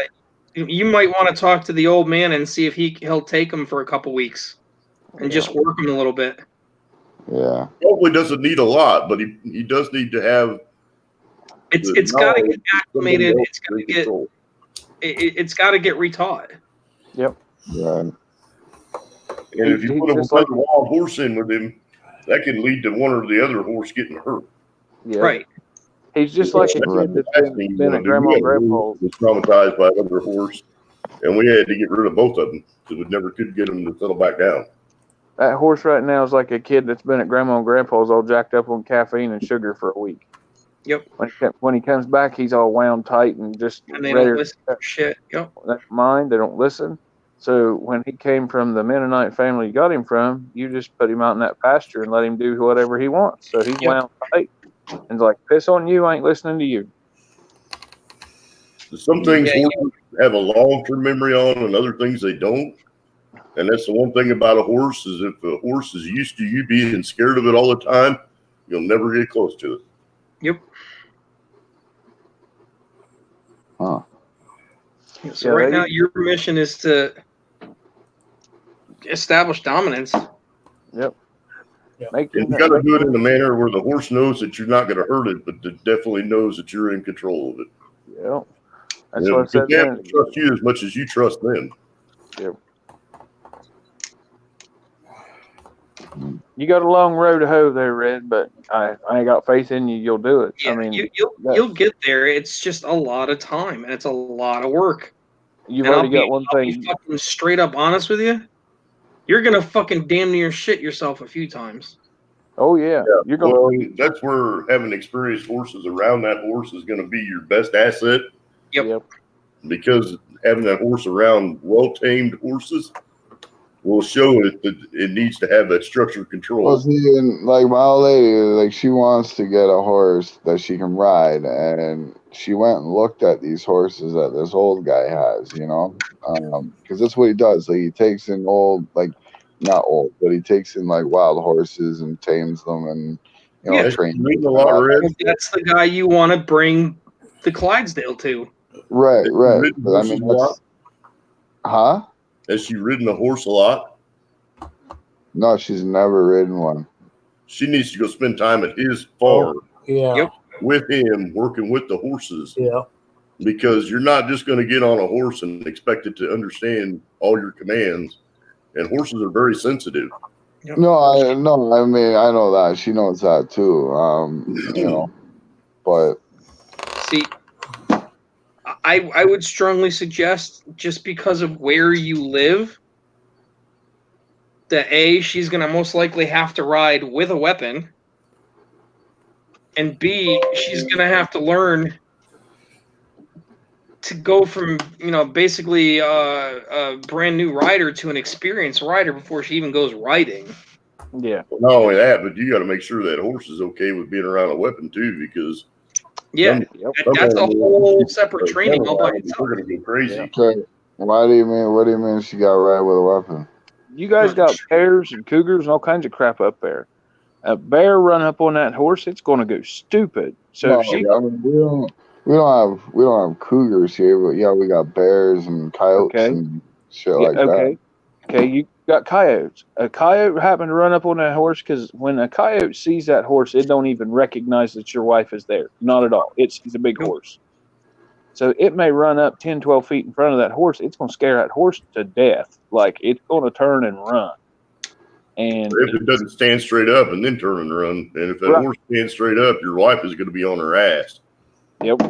If So she's lucky. if that horse can be gun broke, as I'll call it, she could fire a shot. That coyote's going before it's even close enough to scare the horse. Then the horse is gun broke, and he don't care about that gunshot, just like dogs. I've got that Clydesdale trained right now to where I can shoot a 20 gauge deer slug right off the saddle, and he don't flinch. I've killed hundreds of deer off the back of that Clydesdale. You know how loud a 20 gauge slug gun is. He don't flinch. His ears don't twitch. Nothing. Wow. Yeah, there's a lot you got to consider, bud. Yep. And just like I said, coyote runs up and she does fire a warning shot before it gets close to the horse, and that horse stands up, not used to guns. He's going to do the same thing if that coyote run right up to it. Right. What you really need, Red, is the ability to walk out your back door, shake a feed bucket, and have that horse come right up to the gate or right into the barn, and have that horse tolerant to you. I don't even get to my barn yet where the food is, and they see me coming, and they're already out there chuffing and you know calling and running up to the gate because they know they're getting fed. Yep, they're saying, Dad's coming to feed us. We better go see what's up. Yep. And every time I pull in the driveway and they see Bella with me, they do the same thing. Not because they're getting fed, because Bella always gives them treats. Yep. When we had horses and cattle, all you had to do was get out of the truck and shake the bucket with the range cubes in it. Oh, yeah. It didn't matter where the cattle were at. They would hear that, and they would be on their way. Yep, and you hear them running. Like I said, Red, you got a long road to hoe, but I got faith that you can do it because you're just as hard-headed as that horse is. I mean, the horse is fine around like the dogs and shit. You know, the dogs will go right up to it and. Yeah, fine. but the dogs have been doing it the whole time. Off the field. Yeah. The dogs have been doing it the whole time, so it's comfortable with them. Right. You would have to do it. Right. If it's so not here's comfortable, my suggestion. You've got it in a big field, right? Yeah. You need to make it a pen. Mm-hmm. A circle corral, something small. Yep. You need you want the corral to be probably about 80 or 90 feet in diameter. Yeah. Or 30 meters. Okay. Your best bet is to take your wife and go down and spend some time with that old guy around his horse. But the thing is with the corral, if you feed him in the corral, he'll get comfortable with going in there at first. And then when you're done, you can close the gate on him, and then you can start closing your range into him. So now you only have that little area to chase him down. Yep. Okay. Go spend some time with the old man. That same figure out thing. his. Once he gets comfortable with you in that ring, then you can start working closer to actually leading him and taming him, and that's about the appropriate size ring you'd want to do it anyway. Right. And like the old lady is gonna go down and spend time with the old man too, because she was looking at getting a horse from him anyhow, right? Yeah. That is by far the smartest thing she could do. And it's mandatory with him. Like he basically, you spend every day for 2 weeks kind of with me, you know what I mean? And come here between this time and this time, and spend time with the horse and do things with the horse. Well, you need to. Right. You have to have that bond with the animal. And if you're going to mess with that horse, you need to go too. Yep. That way you can pick up the little tricks and trades from Yeah. him If instead of you're, your wife. you're going to be the one that's out there feeding it and grooming it and all that shit, you got to go to do it, not her. Yep. Well, I mean, like the Clydesdale is more mine than anything now because it won't even go near her. I mean, it won't go near me either. But you know, I mean, she'll be feeding and doing all the other stuff with the other one. You know what I mean? Yeah. You get 'Cause that horse, obviously- you get that horse to lay down, you're working it. Yeah. Mhm. If you can get that horse to lay down on the ground, then you're doing good. Yep. Yeah. I think And your best that bet will right take now. you a lot of time, I promise you. Yeah, your best bet right now is you got to go. You two got to go down with the old man, talk to him, explain the situation with this horse, and Let him honestly, I first. would work on seeing if you could get that horse over there. Yep. Yeah. And I would probably go down and work with his horses to start with so you guys can get comfortable Nope. being around that Nope. size of animal. I would make an arrangement to have him teach you how to break that horse. Yeah. Yeah. Because once you learn that horse, any other horse is going to be easy. Well, that's kind of what I was going at, like thinking like, talking to him, see if he can take this one over there, and then, well, we're kind of over there, learning stuff and whatever with the other horse, we can also kind of work with this one at the same time. And then when we bring the other one home, we can kind of bring them both home, that way, Yeah, they exactly. both know each other, from there. And then, you know what I mean? Yeah, if you can't get a vet close to that horse, then you're not going to get anybody else. I mean, a veterinarian should be used to working with animals. And if you can't get a vet close to that horse, you're not going to get hardly anybody close to it. Oh, dude, man, I got like fucking rock burn, man, on my side, man, because like it wouldn't go near the vet at all, man. And so I threw a rope over its neck to try to pull it over there, and it fucking dragged me, dude, for like fucking like almost like 3 yards, Yeah. Well, then you got another problem because you got that rope hanging off the horse's neck. Yep. And if it steps on it, it can break its own neck and die almost instantly. Well, not only that, but if it gets tangled up in a fence or gets Well, stagnant, the rope's not on him now. Like it's off now. It's like I didn't take it off, but like I didn't do it so like when you pull it, it tightens. Like yeah. it was just loose. Like really loose. But like it shook it off. So Yeah. If you can't put a feed bag on that horse, then it doesn't trust you. Yeah. Yeah, you've got a lot of work ahead of you, bud. Yeah. Feed bag, fly mask, all that kind of stuff. Once you get to that stage, you've got him. He's your buddy. Then that's your dude. You can do about anything with him you want. When they come run into you like your dog, then you're in the right spot. Yeah. You should be able to walk up to the fence, whistle at that horse, and it should come right up and let you pet it. Yep. And you shouldn't really even have to whistle for it. It should be right up at the fence. Well, Anyway. I mean, he knows who acknowledges me. You know what I mean? Like, okay, like I call him George, okay, and like I'll walk out there, and I'll get to the fence, and I'll yell at him, like yell for him, kind of thing, and he'll turn around, like he acknowledges me, and he'll take a couple steps towards me, but then the minute I start walking towards him, he goes fucking crazy. All right, let him come to you. Yeah. Not only that, but if you're on the other side of a fence, then he knows that he's protected from you with that fence. So he's probably a little bit more likely to come to you if you're calling from the other side of the fence. Yep. Yeah. When you go out there and you holler at him, "Hey George, come on," or you whistle at him, whatever the case may be, set a feed bucket right in front of you with some sweet feed or a treat in it.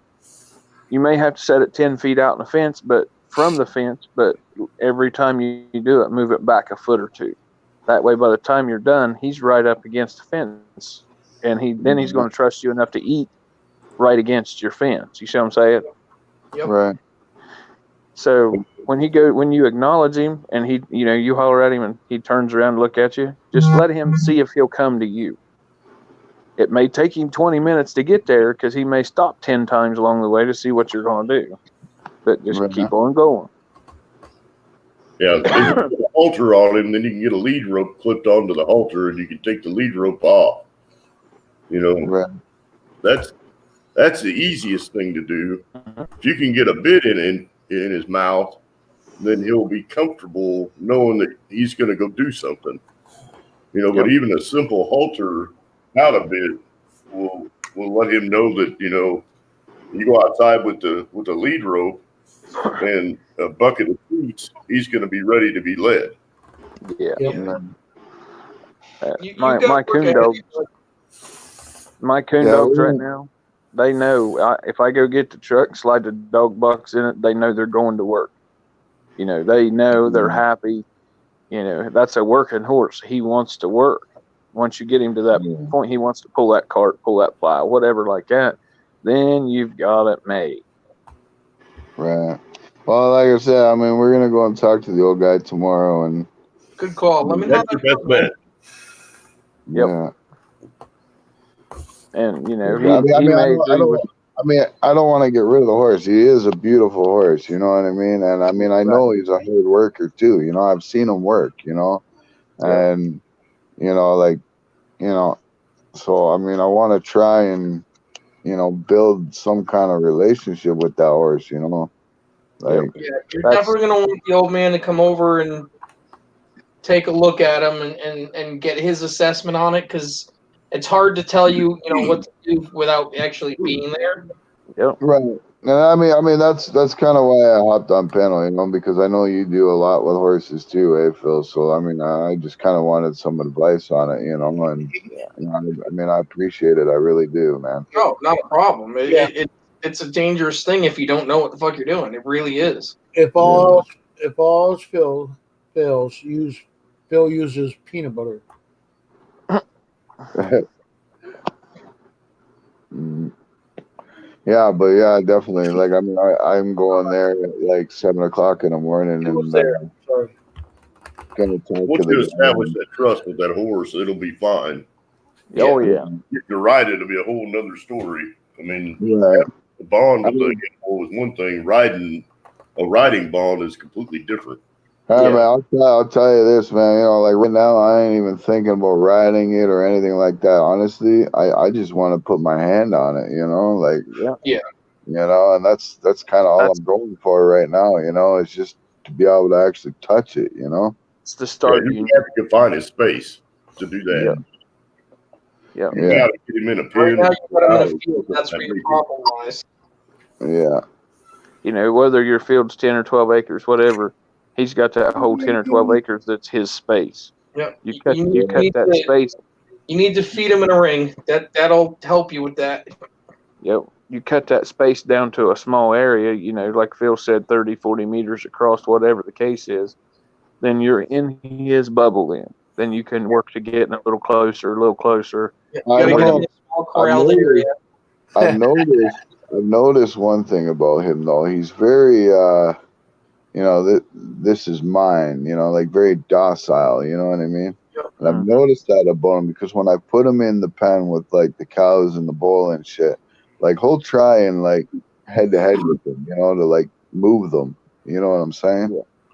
Like, that's him saying this is my area, you need to get out of here. yeah, like he's very much like that, you know, and like, which is weird because I mean they've been there longer than him, you know, but yeah. Well, the difference with you and those animals is the animals look at him and go, "Oh, it's another animal. Hey, look, grass. We're hungry." And they're gonna eat. You know, they're gonna ignore him. yeah, but that's what I'm saying. Like though, like when he goes out there and goes by them, like he pretty much forces them all into a corner. You know. You know what I'm saying? Like he's developed dominance over those cows or whatever you got. Yeah. To be able to do that. So he's bullied them kind of in one way or another. Yeah, like that's what I'm saying, right? Like it's not hard to do. He's got a lot more mass than they do. Clydesdale's a pretty He's good a big size. horse. Big horse. He probably, 12, 1,500 pounds. I mean, yeah, big horse. But I mean that's why like now, like like last week there, we ended up having to put the bull in the other side of the field because I'm just kind of worried that those will go, my bull Yeah, will they go will. head to head with them. You know what I mean? Yeah, they will. They'll go at it. Yeah, and I don't want either of them to get hurt. You know what I'm saying? Yeah. Yeah, well, that bull will be pretty tough. So Oh, yeah. they have a pretty rough battle. Oh, Oh, yeah, yeah. I mean my bull is pretty fucking big. Like could probably flatten that horse no problem. You know what I mean? Like he's a big boy, but I don't want to see either of them get hurt. That's why I've had to move him into a different pen. Yeah, you're making the right move. Have the old man, have him assess it and go Yep. from there. Get him to come up in the morning and just poke around up there, see what he can do with it. Yep. Say, Yeah, man, that's what I'm saying. Like I'm gonna go up there this morning and talk to him and yep, see what he can do, what he recommends Yeah, you're doing the right too. thing. yep. That's what I do. He's got more than one horse. If you guys could take two horses into the field with that Clydesdale, and you can get a halter on that Clydesdale and lead it from another horse, that will get you in a lot stronger position with the horse too, because it'll Well, see, and that's around it. kind of what this old man does. Like he takes horses like that are wild in the field, like Yeah. and then like basically I want to say captures them, but I don't know what you would call Yeah, it. that's exactly what you're doing. Yeah, he captures them and then brings them over to his ranch and tames them and everything else, and then sells them to people that need work horses or riding horses or whatever. Yep. I guarantee you, he's taking one of his personal horses, putting another horse in a corral, and he's working that wild horse with that tame horse till he can get a halter on it and lead it from the tame horse. Yeah. Finally, You gotta go talk to the old man. You need help. yeah. Bottom line, you need help Yep. no matter which way you go. The old man, the cowboy, he's used to doing it. So Yep. Oh yeah. Like I mean, I see him like fucking running with the horses. You know what I mean? Like like, Get him over there, let him check it out, check out your situation, how the field and barn's laid out and all that stuff. And then maybe the horse goes with him for a couple weeks. Maybe he brings a couple of his horses over. However, if anything, it's most likely the best thing would be to have him take it for the winter. Yeah. Let him work with it. Just supply him with feed and throw him a couple extra bags of feed for his horses to make his life a little easier. Yeah. Well, that's kind of just go over there and work with him. Well, that's kind of what we were thinking too, because I mean, like I said, the old lady's thinking about getting another horse from him that she can ride, and his thing is, well, you need to come here and you need to spend time with the horse that you want and do things with it and stuff like that. Work that angle and ask him if you can work whatever animal that she's looking at, and then keep those two horses together when she's learning and when you're training that. Right, that's kind of what I was thinking when you said, that too, right? Like, kind of work them both together, and then that way when we bring them, then they'll get acclimated with each other as well. Yes. Right. And when we bring them both back here, they'll kind of already be used to each other, right? Correct. Yeah. So, and then that way, I mean, if he has them for the winter, then that way, I can redo this barn type deal and make it proper. You need to properly set up the land for a horse. Yeah. He needs a proper stall. He needs a corral, and stuff like that. Oh, Here in the States, a typical stall is 10 by 10, 5 by 5 meters. Yeah. Well, I gotta change up my fence too, because the fence I got right now, I mean, it's barely holding him in, Yeah. Like he's broken it like 3 different places now, and I've had to repair it, like. Oh yeah. Once he trust you won't have to worry about the fence. Yeah. You could run a single strand of barbed wire about waist high to you, and he won't mind it. He'll just stay right there. Yeah. Well, now I mean, right now though, like right now he like bangs into it, trying to get out kind of thing, Yeah, that barbed wire is not going to bother him much. It might sting him a little bit, but it isn't going to bother him too much. Well, that's what I mean by like he looks rough, right? Because like him smashing against that barbed wire fence, like he's got cuts on him, Yeah, those need to be treated too. Yeah. could be part of his anguish. Honestly, it sounds like the horse needs to be sedated and really looked over. Yeah. It sounds like he needs to be reshoed or have shoes removed, or it needs, treat. It needs to be taken care of. Well, Yeah, exactly. his hooves are in bad shape. He's not going to do much anyway. Yeah. No, Yeah. I know he needs help. I know, like that's why I had the vet out here last week. Yeah. I mean, I know he needs things, and I want to get him these things. He's just, he's gotta let it. You know what I'm saying? Yeah. Step Well- one: talk to the old man, see what he wants to do, Yep. Yeah. and we'll go from there, and we'll figure it out. Yeah. Just listen to everything Evan, have the a old good night, man buddy. said. I'm getting ready to jump off myself, so Yeah, me too. It's like 3:30 here, like so 2 hours past when I wanted to be off. yeah. Sorry about that. No, You're it's all good. It's something you needed to know. So Yeah, you definitely need the knowledge. That's the key is to know where to start. I'm telling you, study. Horses, there's a lot of shit you gotta know. Yeah. Like I said, I appreciate all the advice from everybody, man. I really Of do. course, man. And yeah, I'll let you know tomorrow. What after I talk to the old man, I'll let you know what's going on. Yeah, I'd love to hear what's up. So hit me Yeah. up on Facebook or whatever. Let me know, man. We'll do. All All right, right. brother. Have a good night. Later, guys. All right, guys. Have a good night.